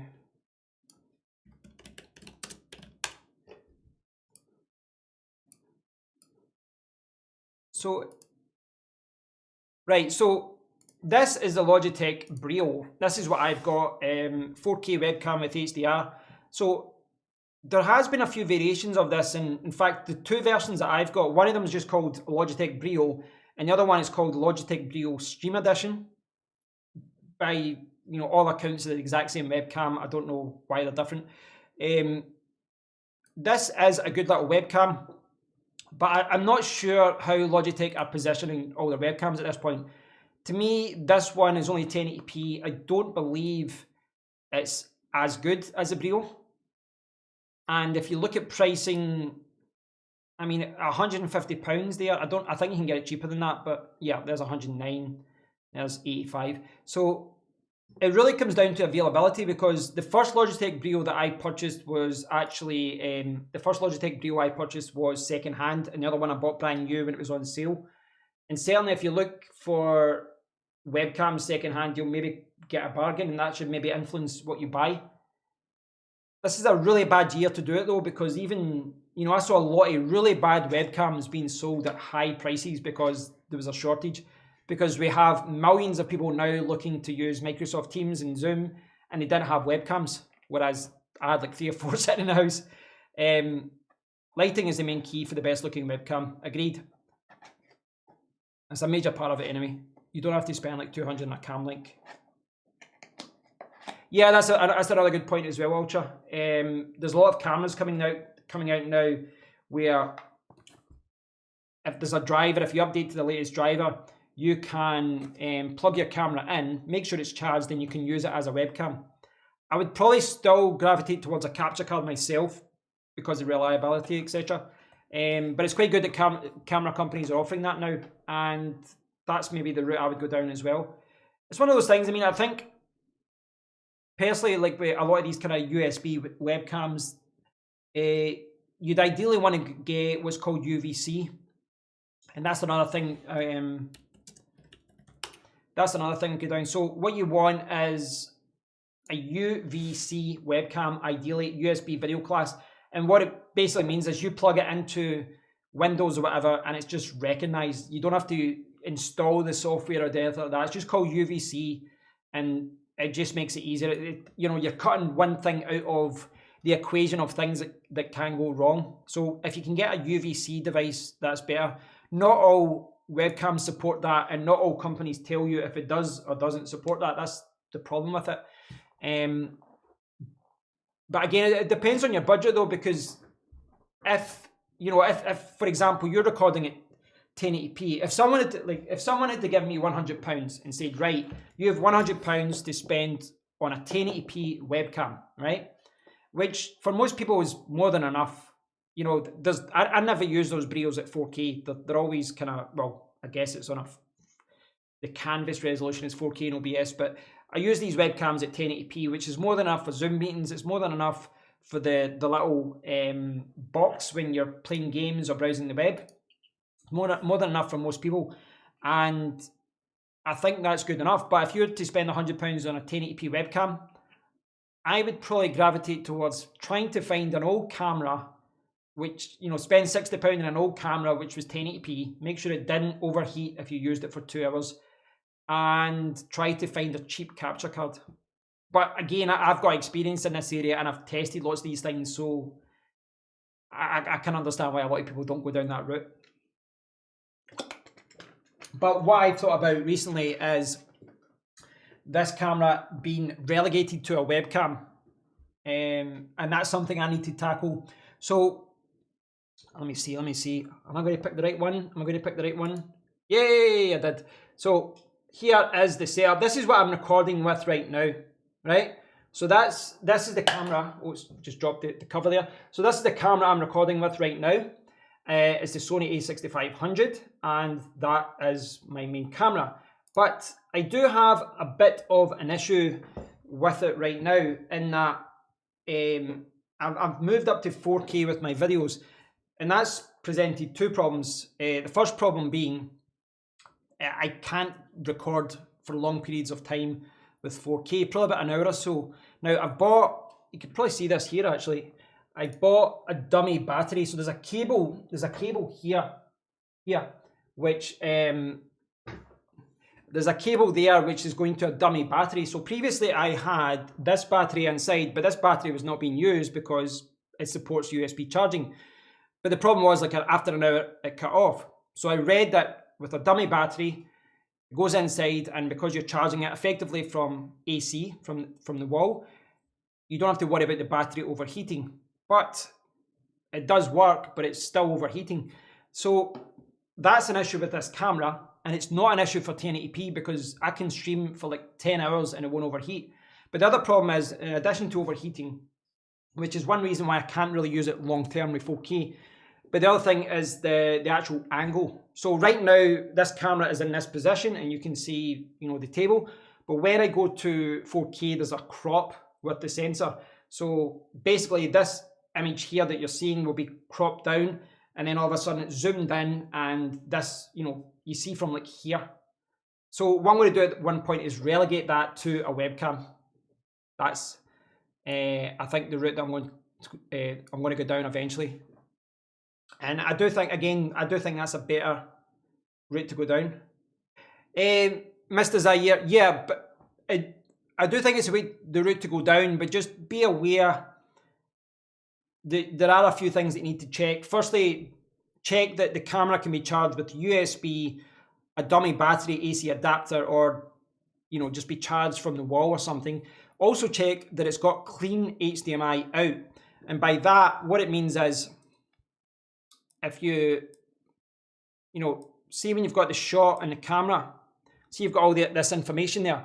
If you don't have a clean HDMI out signal, all of that information about, you know, everything, that will also be shown on your webcam, you know, when you're using it. So make sure it has clean HDMI out, make sure that you can charge it long term, and also do some research online and make sure that there's no problems with overheating.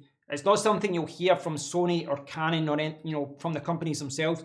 You need to do a little bit of research and just look at comments from other people, you know, people that have used it as a webcam, and just see if there's any problems with it. Can you show us your Surface Dock setup? Just watch a video on it. Unfortunately not, Jack, because I sold it, I think about 6 months ago. So I used that in a setup a few years ago, and then I just wasn't using it. It actually remained boxed for like a year or two. and I wasn't using it. So eventually I just sold it, which I'm trying to do more often now. With a lot of equipment that I've got, when I stop using it, I box it up, and then I'm trying to be a little bit more ruthless where if I'm not using it after a period of time, I sell it. So my wife still has the Surface Pro 6. It was something that I bought for myself, but it's something which she's kind of hijacked, and that's hers now, which is fine because I've got an XPS 13. But what was it you were interested in anyway, Jack?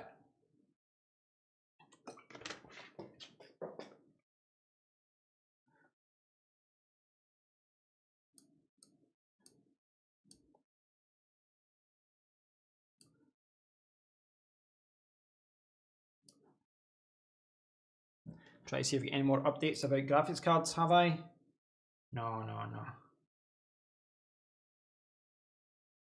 No, that wouldn't matter. There wouldn't be a graphics card there anyway. It's a little bit annoying actually. See when this graphics card shortage, it's made me wonder why haven't Nvidia offered more support for SLI, because I would just run out and get two 370s instead of a 3090. I'm getting one this year. Which one are you getting, Jack? You getting the Surface Pro 7, or is it something you do actually need for your setup? The reason I'm saying that is I did need it, and then I found that I wasn't using it, just the way that I worked with it. It is quite good though. Like if you've got a setup where you want to, just come in from your house and just connect to Surface Pro and just connect to your monitor and USB ports, etc. Then yeah, it's quite good. Surface Dock 1 for business. Be aware that there are a few variations of the Surface Dock now. Since I released that video, I think they've come out with another Surface Dock, one which is Type-C based.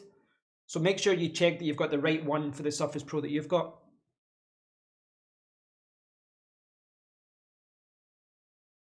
$7 days left. Yeah, so what do you guys think? What do you think is going to happen here with all this Brexit stuff? Because I kind of touched upon this earlier. I'll close some tabs here. I touched upon this earlier, but there are a lot of companies now who are giving warnings about, Brexit with what's going on in Dover, etc. But regardless of that, unless there's I know that they're basically talking about this today. Actually, the trade agreement, and I know that there's been, like EU, UK on verge of Brexit trade deal announcement. So this could highly influence what happens with technology in the UK. And I know there's maybe people watching from Europe, there's people watching from the USA, but someone from the UK, this trade agreement could greatly affect what's happening. There's a few, like from a technology point of view, there's obviously a few question marks as to what's going on. What kind of taxes are we going to get from Europe?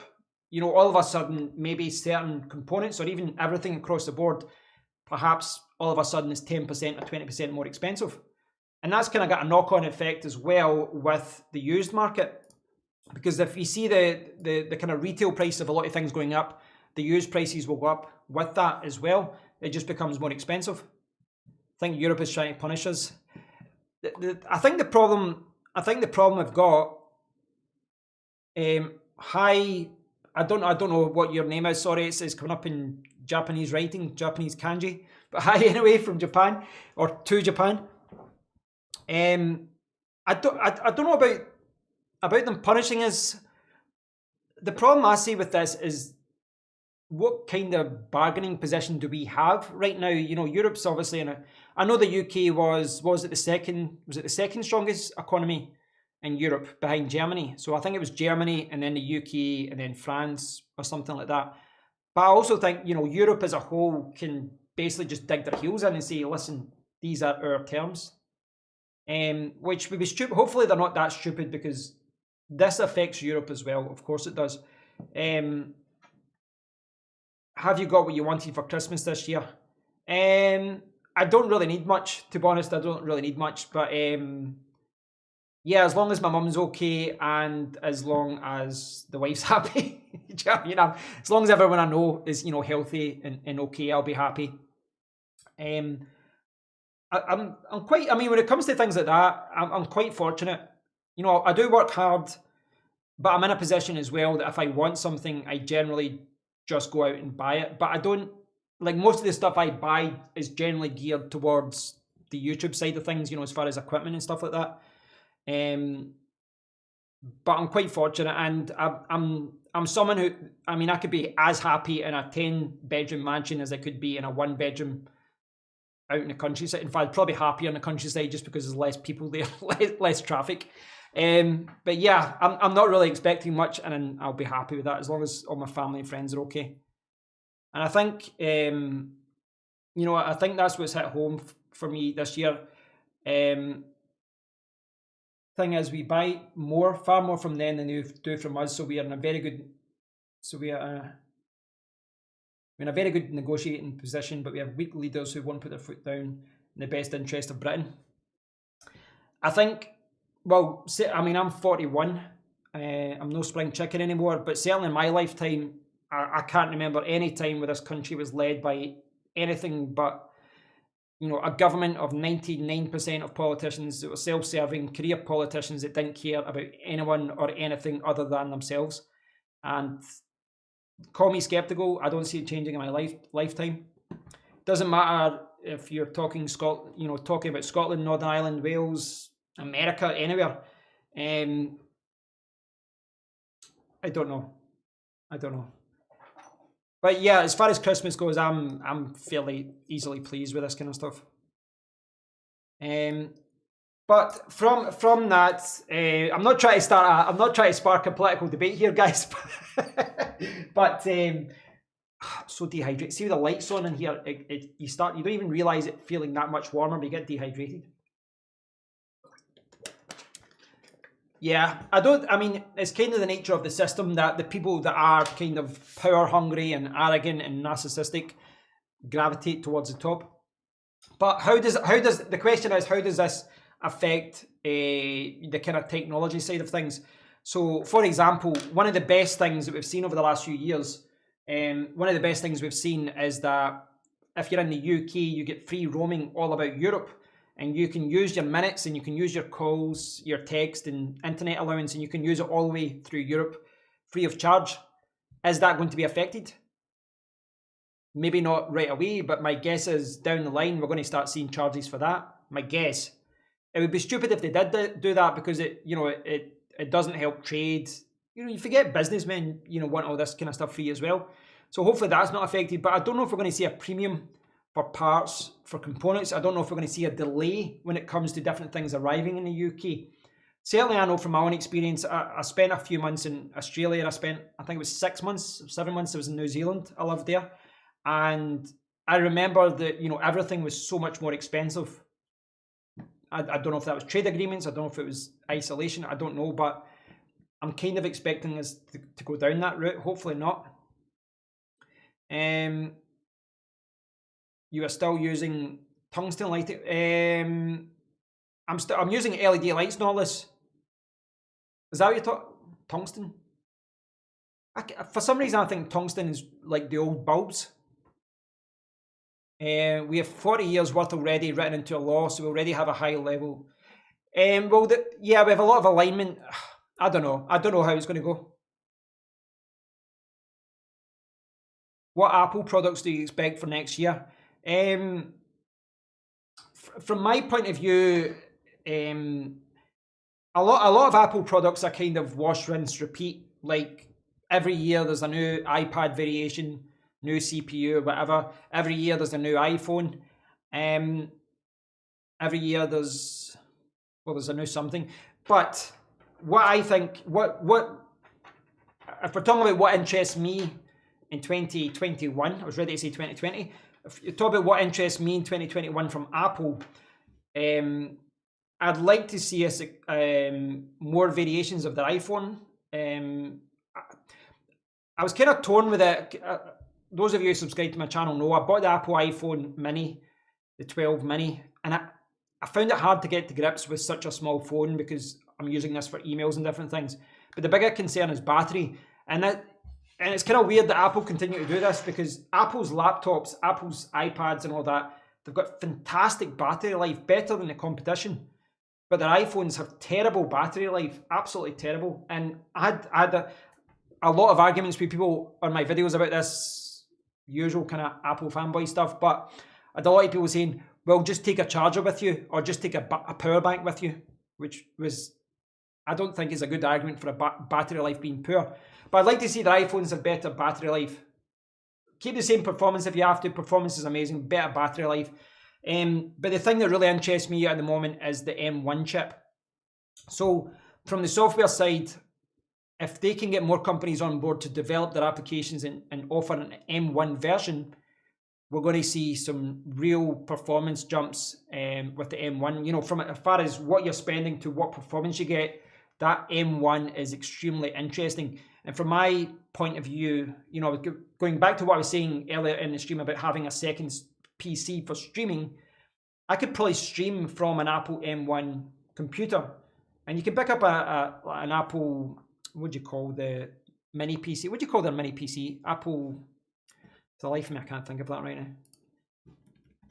It's the tip of my tongue.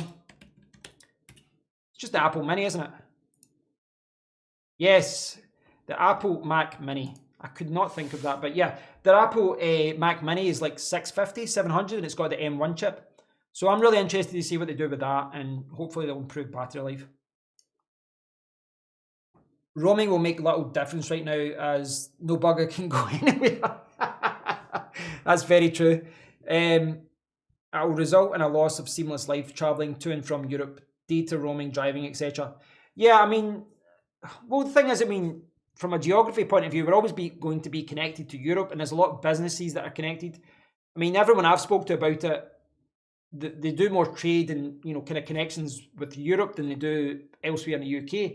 Like my brother, for example, works at the university in Belfast, and all of his funding comes from the EU, and the UK government has really not helped his department. My wife's friends have got a business north of England, and they, you know, do a lot of trade with Europe and all that. And I don't know. I mean, this is such a knock-on effect as well, as far as jobs and GDP and all that. Non-laptop computers using the ARM chips. Mac Pro ARM 10K mouse and keyboard available separately. Yeah, this is why I've not bought an Apple in the last few years. I look at an Apple computer and I think, wow, that looks good.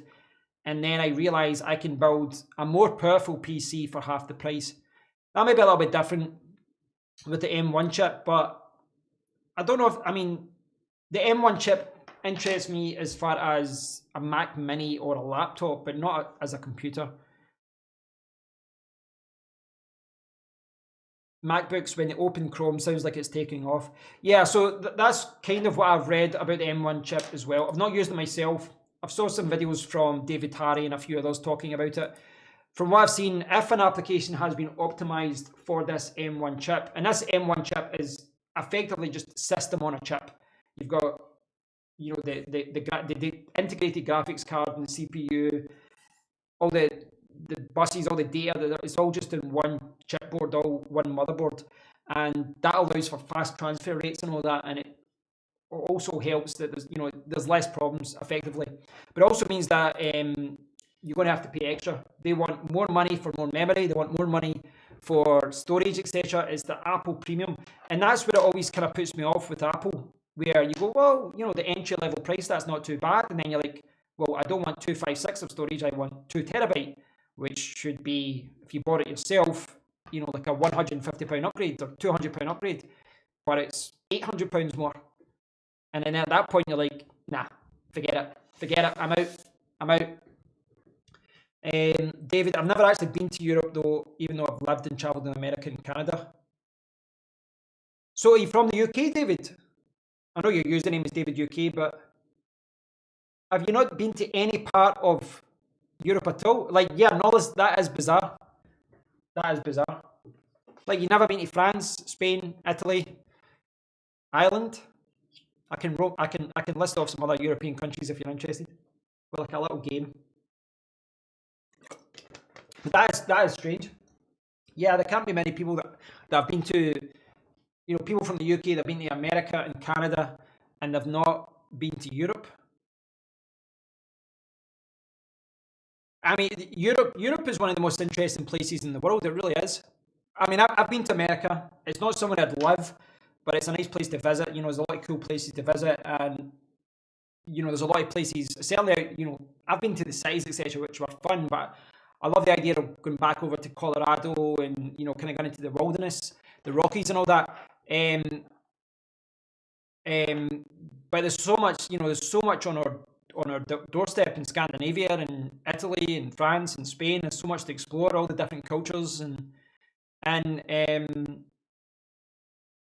don't know if Scotland. I don't know if Scotland counts, but no, I think you should definitely try and get to Europe. I mean, at least you've got another week of using your EU membership.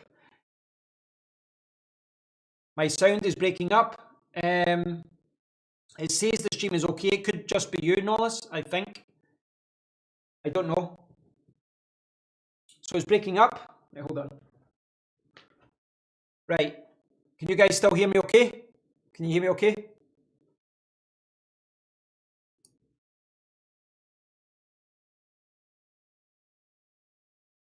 Yeah, I can hear that's breaking up. What is going on there? I suspect that's a YouTube issue.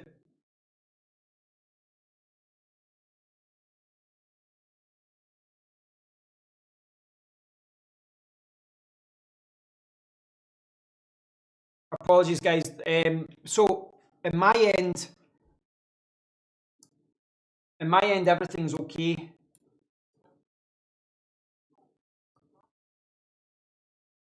Yeah, everything's okay at this end. I can hear that myself though. Stream health.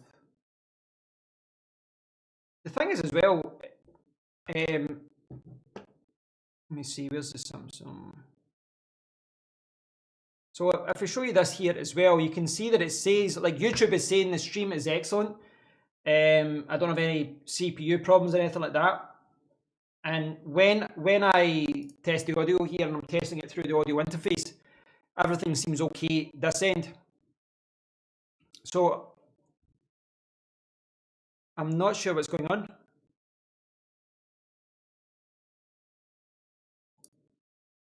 I'm not sure what's going on, guys. Might need to restart the stream to clear it. Yeah, you could be right, David.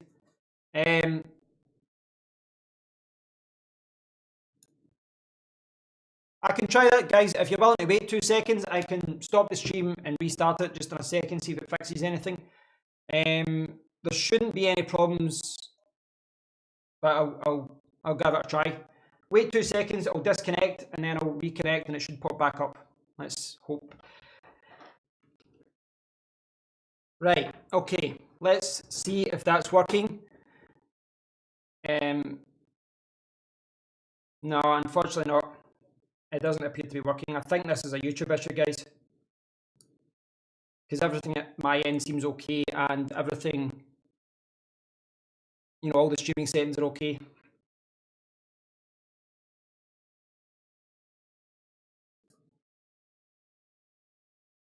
Not sure.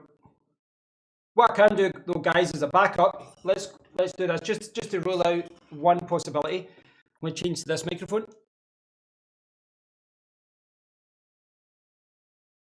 See if this one works.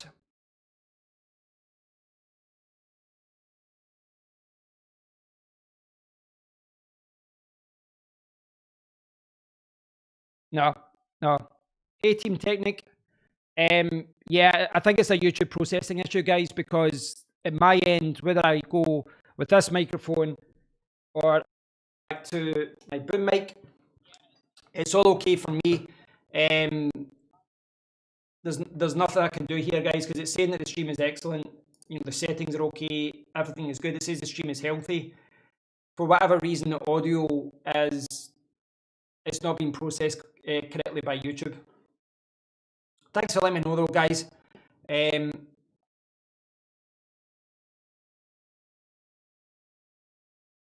Yeah, it's still kind of breaking up. So apologies, guys. You can still hear me, yes, but I think it's not going to be enjoyable if I continue. I don't think so, anyway. It's annoying that it does that.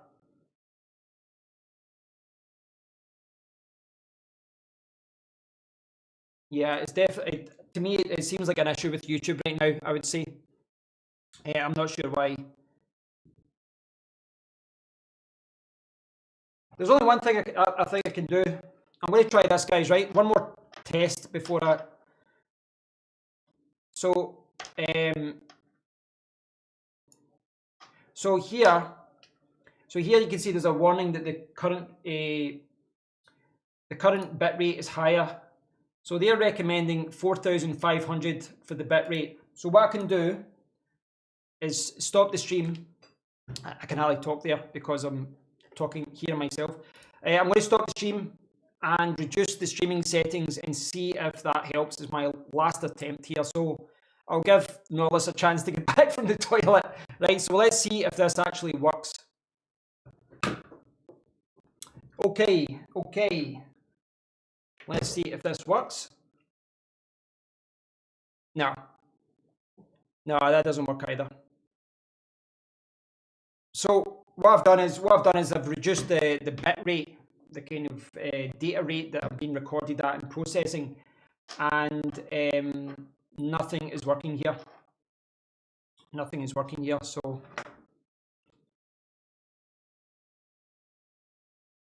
yeah. So guys, there's not much else I can do. I'm not going to drive people mental with this. We're doing a live stream where the audio isn't working correctly. Yeah, it's a bit clicky. I don't know what's... I mean, I can hear it myself when I put on the headphones. I can hear that myself.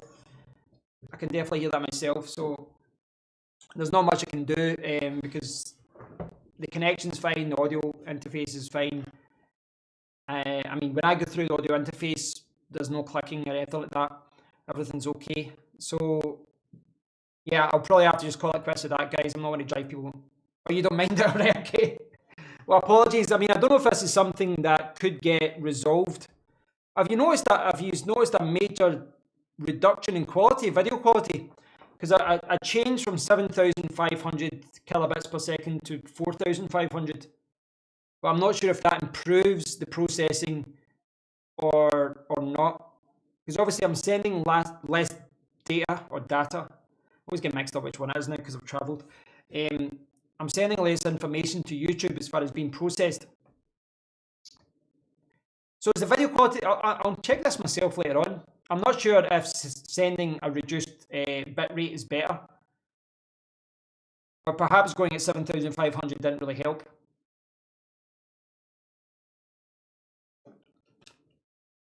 I don't know. Try to hear this. Yeah, I can still hear it myself. That's very annoying. Apologies, guys. Apologies. This is probably something... It's the sort of thing that you don't hear later. YouTube streaming... Yeah, by the looks of it, as I hear, there doesn't seem to be a major difference in quality. Kev did that.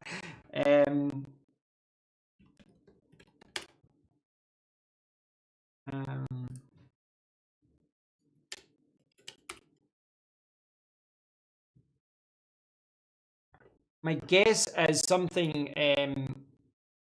My guess is that YouTube's doing something today. I don't know. Maybe it's Brexit, guys. Maybe it's Brexit. Maybe the guys pulled the plug at Dover. Maybe that's what it is. Is there anything else you guys want to talk about? Let me know. Let me know.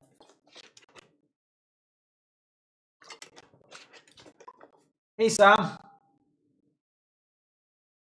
Merry Christmas too. I apologise. I'm going to say this to everyone, but I apologise for the audio being stuttery. It seems to be coming from YouTube's side.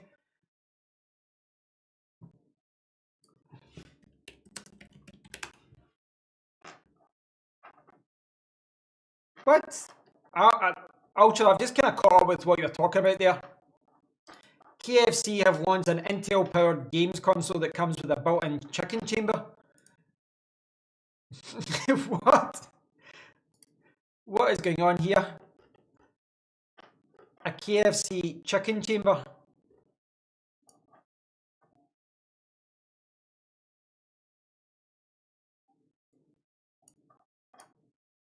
True 4K. Yeah, it's obviously marketing stuff, but yeah. You done it on the cameras now with the RX100, or are you still looking at other options? So I'm happy with this camera, and I think I'll have a kind of setup like this with the cage and the Rode VideoMic NTG. So that will be my sit down and talk in front of the camera type video. The thing is, with a lot of these other videos where I'm doing technical reviews, but when I'm doing reviews and stuff, they are much more time consuming to edit and produce, etc. So I want to do more kind of just talking what's on my mind videos as well. But as far as cameras go, I think I'll be happy with that for my second camera for a while. I think what I want to do is replace this Sony RX10, my overhead camera at one point. The problem I have with the overhead camera is I love this camera. The problem I've got with it is autofocus, where there's a lot of situations where I'm doing a video and it's like that. You go away and it kind of searches for a while. There's just certain situations where it just goes blurry, where the autofocus just doesn't kick in. It's actually less so when it's high up. It's when you're zoomed in, it goes a little bit kind of funny sometimes. I'm not going to show you now. It just won't work now that I'm doing it live. But yeah, I'd like to get an improvement of this overhead camera. And with this camera, because it isn't handling 4K, what I'd like to do is move the Sony a6500 to like here or here and use it as an extremely expensive webcam. Use it as a kind of second camera position. And then what I'll do is I'll have to find a camera for here. So I don't know whether I'll go down a kind of camcorder route or just get like a Panasonic GH-S5 or something. I don't know, but those are the two cameras I'll probably replace now that I've got this. I think this will suit me for a lot of videos. The official website is on the Cool Masters website. Oh, the KFC one? Right, it must be a marketing thing. No, I would never use a USB mic. It just introduces too many problems. I would always go with an XLR microphone. Plus, with USB microphones, you're kind of limited with what you can do. You're limited with what options are available. If I here, you can see my audio interface. I've got 8 XLR ports here on the Zoom F8. And I got rid of my other one just because I started using this one because it's got a limiter and different things in it. So I sold my other audio interface. Do you use... Is that still stuttery? God damn it, YouTube. What are you doing to me? What are you doing? I'll mute that just now. Do you use a 360 camera? Can you recommend any? No, it's not something. It's not something I really need, to be honest. I see a lot of people using them. I've seen some reviews of. There's one from GoPro. There's one. Was it the GoPro 540 or something? It's called. And I've seen. Was it the Ricoh? There's a few others that have got that kind of 360 thing. I'm not. I don't think it's really practical for what I do. When you see a lot of this footage, it looks cool and interesting for certain types of videos, but for what I do, I would use it for the review and then never use it again. So I really don't know much about it. I'd probably, if I was doing it, I'd maybe go the GoPro route. I don't know. Have I tried switching off and on again? Well, the thing is that because this issue is coming from YouTube, I'm not sure how much that would help. Nikon D530 or 5300 or 5300. How should I say that? Is it a good buy?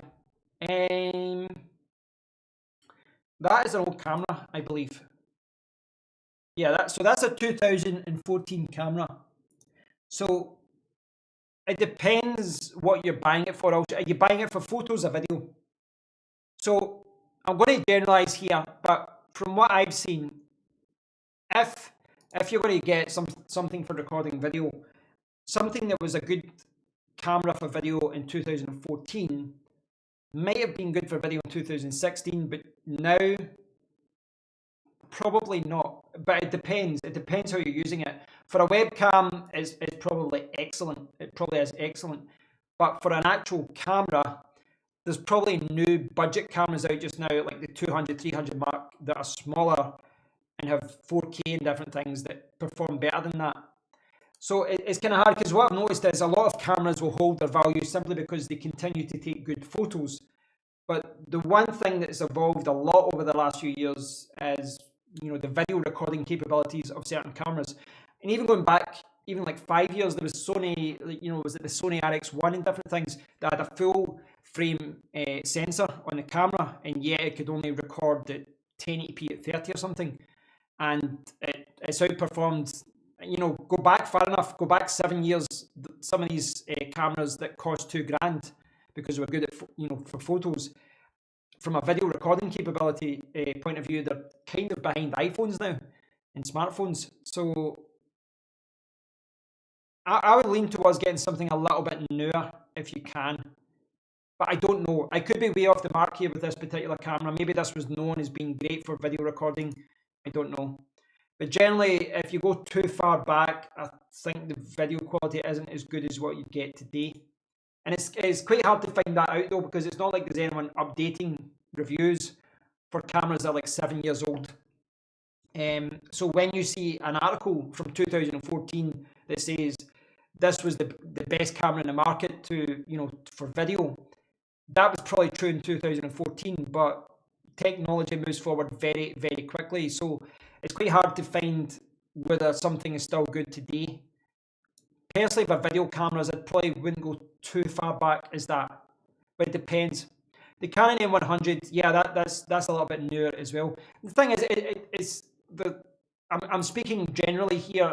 That could be the best camera on the market for that type of thing. From that period, you have to look at the footage. So you need to go back and look at reviews and footage and different things. I've noticed that, like smartphones, for example, the evolution of video recording capabilities. Every year when there's a new phone out, you think it's a little bit better than last year. It's 10% better, 20% better. It doesn't feel like a massive jump in performance. They've just tweaked a few things. 4K looks a little bit crisper or something, or the autofocus is a little bit better. But then when you go back and you start looking at other videos, 4 or 5 generations, you're like, wow, look at how much it's improved. And it's the same with standard cameras as well. Like I said, this is the Sony RX100 Mark VII, and I had the Sony RX100 Mark III, and it's night and day. This is so much better than RX100 Mark III. I used the RX100 Mark III for a few videos last year, just kind of pick-up shots, and it was so grainy, and it just wasn't good at all. And this is amazing. So I don't know.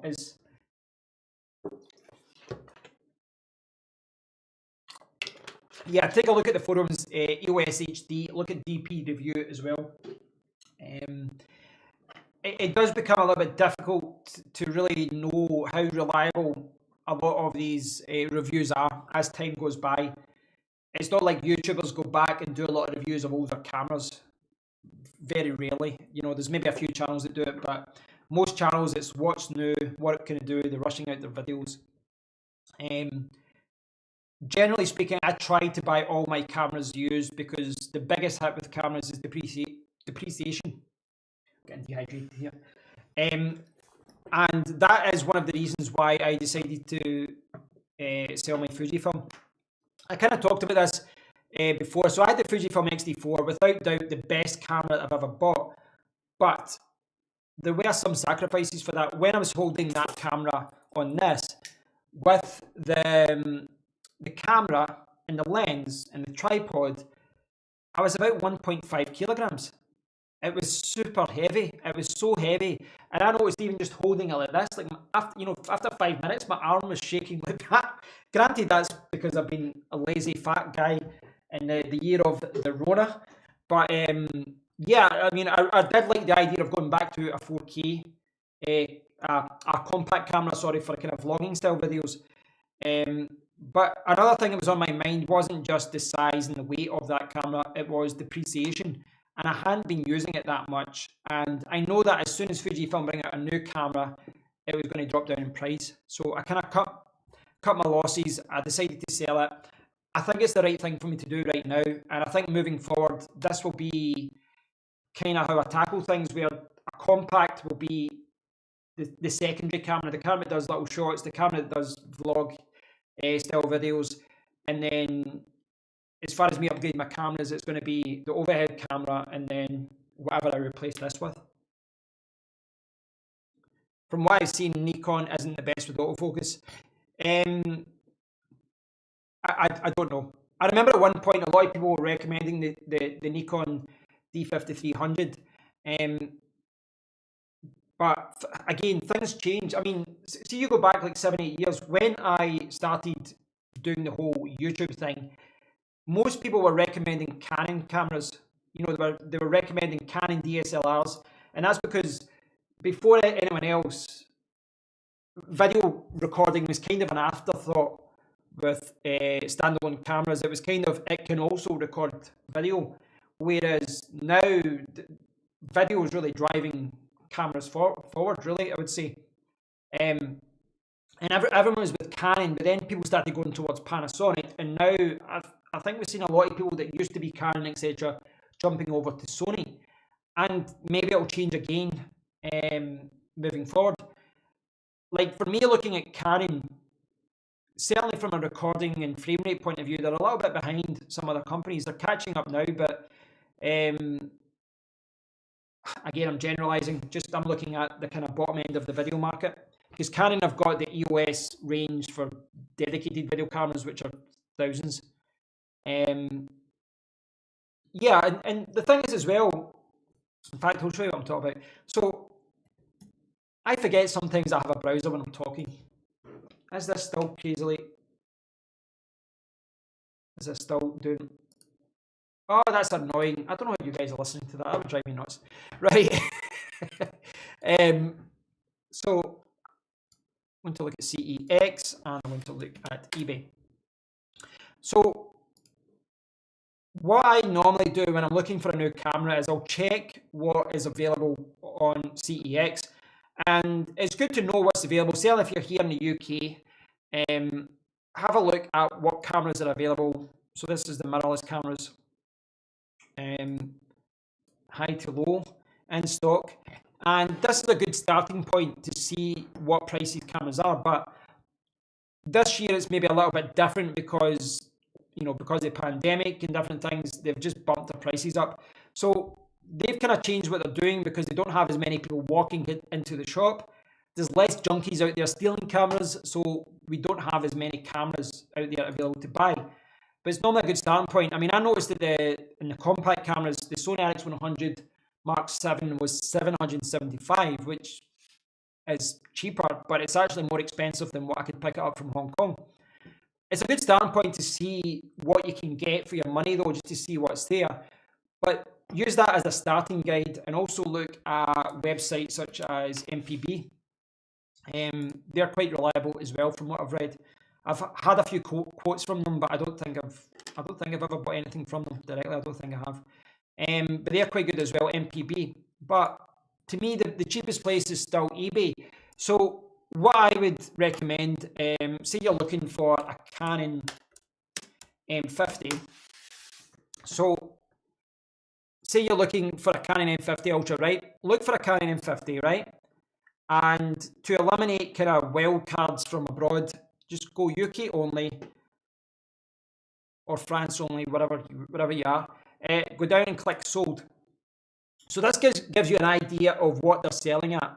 And you can see here 380, good condition, 499. Again, that's come with a lens and different accessories, 500. So this will give you an idea of what's available, and it'll give you an idea of what price they're selling at. Once you've done that, what I recommend doing is saving the search. You can save searches for this type of thing, and all you do need, I mean, this is honestly one of the simplest features of eBay, but it's also one of the best features of it as far as getting a bargain and getting what you want, because certainly when it comes to used cameras, when you go to look for the used camera, it might just not be there. So when I looked, for example, when I looked at CEX, I looked 775. I'm not paying that. I can get it cheaper from Hong Kong, brand new, and it'll be the same. I'll have a Hong Kong warranty. But what I did was I set up an alert, and I just put RX100 Mark 7 UK. I saved it as a search, and I set it so that I got email updates. And that's how I got this. I saw a couple of listings. I made a few bids, but I wasn't successful. They went too high for my liking. he listed this one as 650. I said, I'll give you 550. He said 600. I went, done. And yes, I've saved some money. And that's what I recommend doing as well. It depends on what you're looking for though, because there's certain things, a PC motherboard, for example, maybe you're better getting it with the warranty so that you can, handle returns, etc. But for used cameras, if you can wait a few weeks to get a good deal, set up alerts for like 4 or 5 different cameras that you like, and you'll get notifications. And sometimes, if someone is listed, I mean, I've seen this myself from a selling point of view where I've made a mistake. I lost 200 on that lens because I had the reserve too low. But in certain situations, if you can be one of the first to be notified of a new listing for a particular camera, and they've got a make an offer option there, don't get caught up in a crazy auction. Wait until it's at the end if you're going to bid. But if they've got a buy it now thing, just fire out a bid, fire out an offer. Don't be too cheeky with it to the point where they just ignore you. But if you put in a fair kind of offer, something that they'll maybe come back and haggle with, I reckon you'll get a better price than you will on CEX or MPB or anywhere really. The other thing to consider though is to go for grey import. So if you're looking for a camera, for example, look at, I'll just bring this out, because this is something I did research a little bit in the summer. When I bought the Fujifilm. So there's a lot of grey import companies from Hong Kong.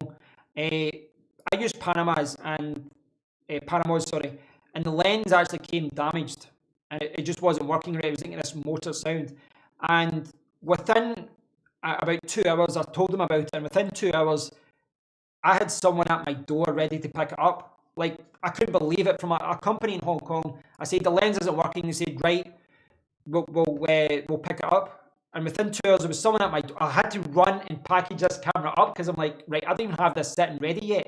It was all kind of lying about, ready to go. And they said, the lens doesn't work. They said, don't worry, we'll give you a refund. And they gave me more than what they should have. They gave me a full refund for the full cost of the lens. Within 2 hours, it was back with DPD or whoever it was. And they gave me a full refund like 30 minutes later. They said, oh, we've picked it up. There's a full refund. So there are good companies that you can pick up things. And in many situations, depending on the age of a camera, if it's still available new, you can usually pick it up from Hong Kong cheaper new than you can buy it used. So this is something else to look into as well, because a lot of used prices are based on the UK retail price and not the Hong Kong price. And when you do a return with these companies, they normally handle it locally as well. Most of them allow you to handle it locally. So Panamas, in my experience, are very good. I would definitely recommend, well, my experience was positive. There's another company, eInfinity, and they are cheaper across the board. From what I've read, I've not used them. About 2 weeks or so, I'll charge for delivery. It depends on what you get. From what I've read, eInfinity are cheaper, but also the return process and customer support and all that just isn't as good. But at a certain point, that doesn't matter. So what I saw was it was cheaper on eInfinity, but I thought I'd pay 100 more, and I went with Panamas, and I did have to do a return, and they handled it great. But if I was buying a camera kind of below 300, 400, I'd maybe just cheap out and go with them. So I'll give you a few examples with eInfinity. They've got the ZV-1 for 529. That retails at 700 in the UK. They've got X100V there as well. What else we got here? The WX800. There's the Mark 7, which I bought. It also comes with the shooting grip. That's 800, and the shooting grip's normally 100 on its own. So I don't know if I can sort by value here, but yeah, they've got a lot of really good bargains here. Much cheaper. I mean, again, this is another example. I was looking for an RX10 Mark IV, but I wasn't looking to pay that much, and they sell it for nearly 1100 new. And if I look on used sold prices on eBay, it's normally more than that. So it makes more sense in this instance to just buy it new. So there's a lot of situations like that, and there's other companies as well, guys, that they're grey import. They import from Hong Kong, but what they do is they import it for you, and then it's shipped from a UK store. So that's another option you can go down as well, and you'll get like a UK it depends on the car or company. Sometimes they'll offer you their warranty.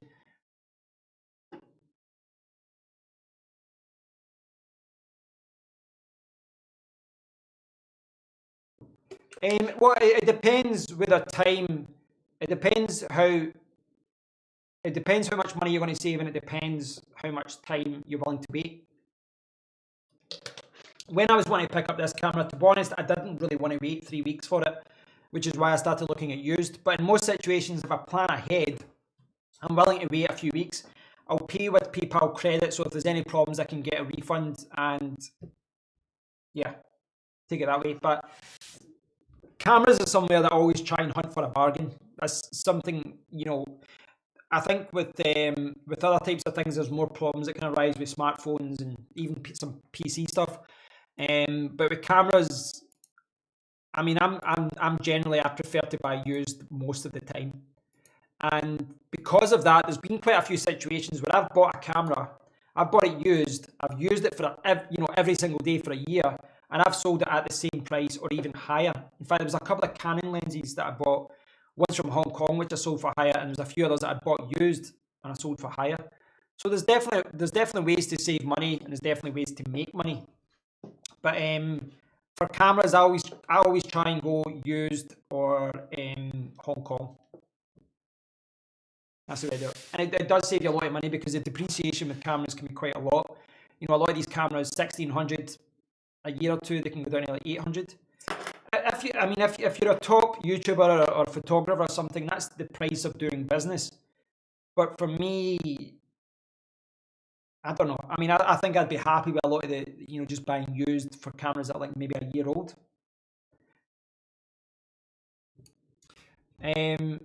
In terms of Hong Kong, at least, they're a former colony of ours, so we have close links, which should be easy enough to do.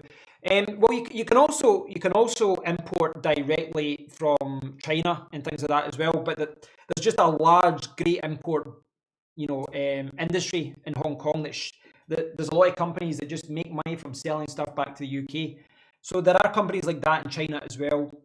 From my experience, the ones in Hong Kong tend to be better, less problems, less hassle, less things going wrong. Yeah, we'll see what happens with Hong Kong. I don't know what's going to happen. I really don't know what's going to happen with that. It's a shame. It's interesting how the Hong Kong people are saying they'd rather go back on the UK rule. Yeah, and any films I've seen about the British in Hong Kong, when the British were there, I don't think the British were really great either. There was a lot of problems there as well, social problems. But things are very different now. China is not the same China as it was 100 years ago. Very, very different now. Very different. It's difficult. It's difficult because the thing is, a lot of, I think we're all aware that a lot of countries, Western countries as well, they keep going on about democracy, but it's not always, it's not always really what they want. Not really.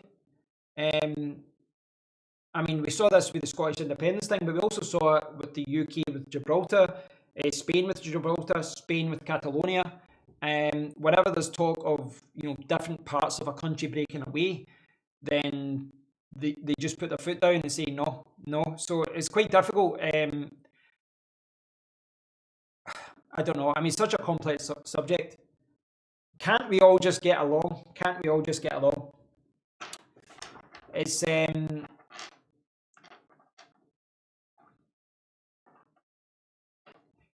well, this is. I think that's the bigger issue with Hong Kong as well. Is that ethnically, the people there could be, related to the people who are in the surrounding area, but culturally they're very different.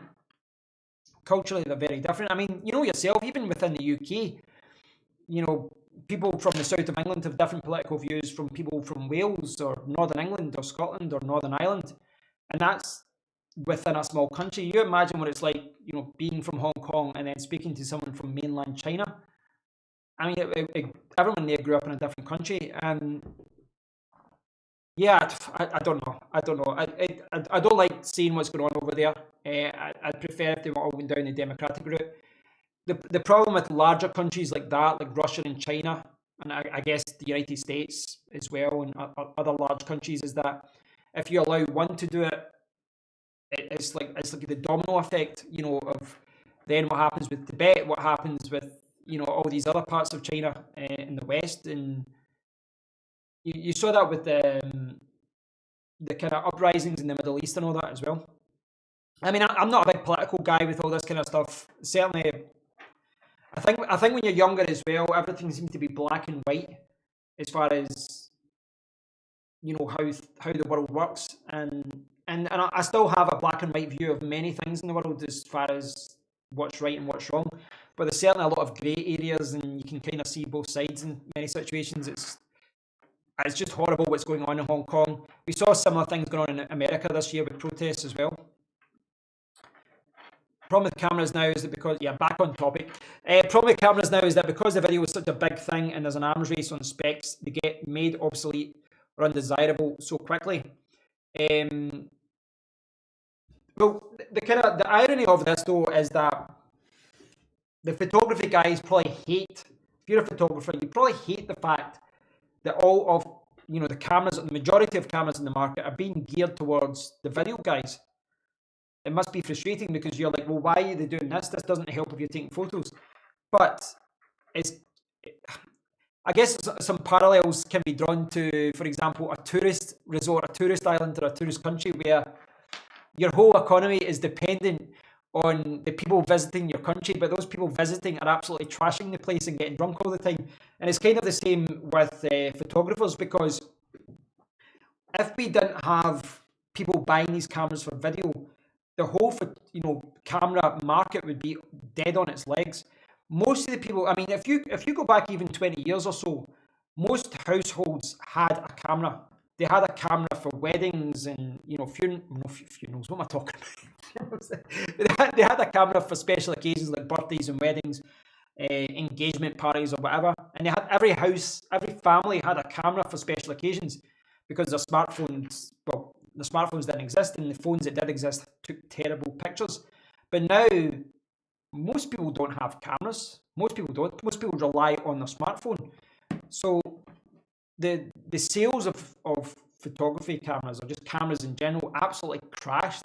And it was a similar story with camcorders as well. Camcorders crashed as well. So the form factors. Well, I've saw a lot of cameras. They're all geared towards video. Even for example, the last few years we've seen lots of cameras. They've got the flip up camera, or they go around left and right. Whereas photographers probably want it where they go like that, so that they can see underneath and things like that. So there's lots of changes like that where things are kind of getting shaped. But yeah, phones have destroyed point and shoots. Perhaps they've destroyed mirrorless cameras as well. I mean, if you go to any wedding now, whereas before you had a lot of expensive cameras, nowadays you'll see a lot of, I'm not saying the main wedding would be shot with a smartphone, but you'll see a lot of people, they've only brought their smartphone. I mean, I remember going to weddings and people would have their camera on the table and they'd have it around their neck all day taking photos. Their Olympus camera or something, but now everyone just takes their phone. So it's just completely changed. If you bought a really good or top-notch camera 5 to 6 years ago, there's no real reason to upgrade purely for stills. Yeah, you've hit the nail on the head. Yeah, video's changed so much over the last few years. Whereas if you're only buying a camera for photos, for photography, yeah, you shouldn't be upgrading as often. Don't get me wrong. I've looked on like websites like DP Review, and I've looked on forums, and a lot of guys, photographers, because their business relies on it, they're upgrading to the latest cameras because they want the faster autofocus, so they want the fast shooting and all that. It's not something I took advantage of, and that was one of the things with me with the Fujifilm X-T4. It had all these fast shooting modes, all these fantastic modes. I wasn't using it. I was using it in a very, very simple way. People shooting video on their mobile in portrait mode. We've got TikTok to blame for that, and Instagram and all that. Yeah. But I think we're going to call it quits, guys, because I've actually got a sore throat from talking all day. I don't know what's wrong with it. I've just been under the lights all day. Is this audio still terrible? Is it still terrible? Let me see. I'm curious. Yes, it is. I'm sorry about that, guys. Damn YouTube, guys.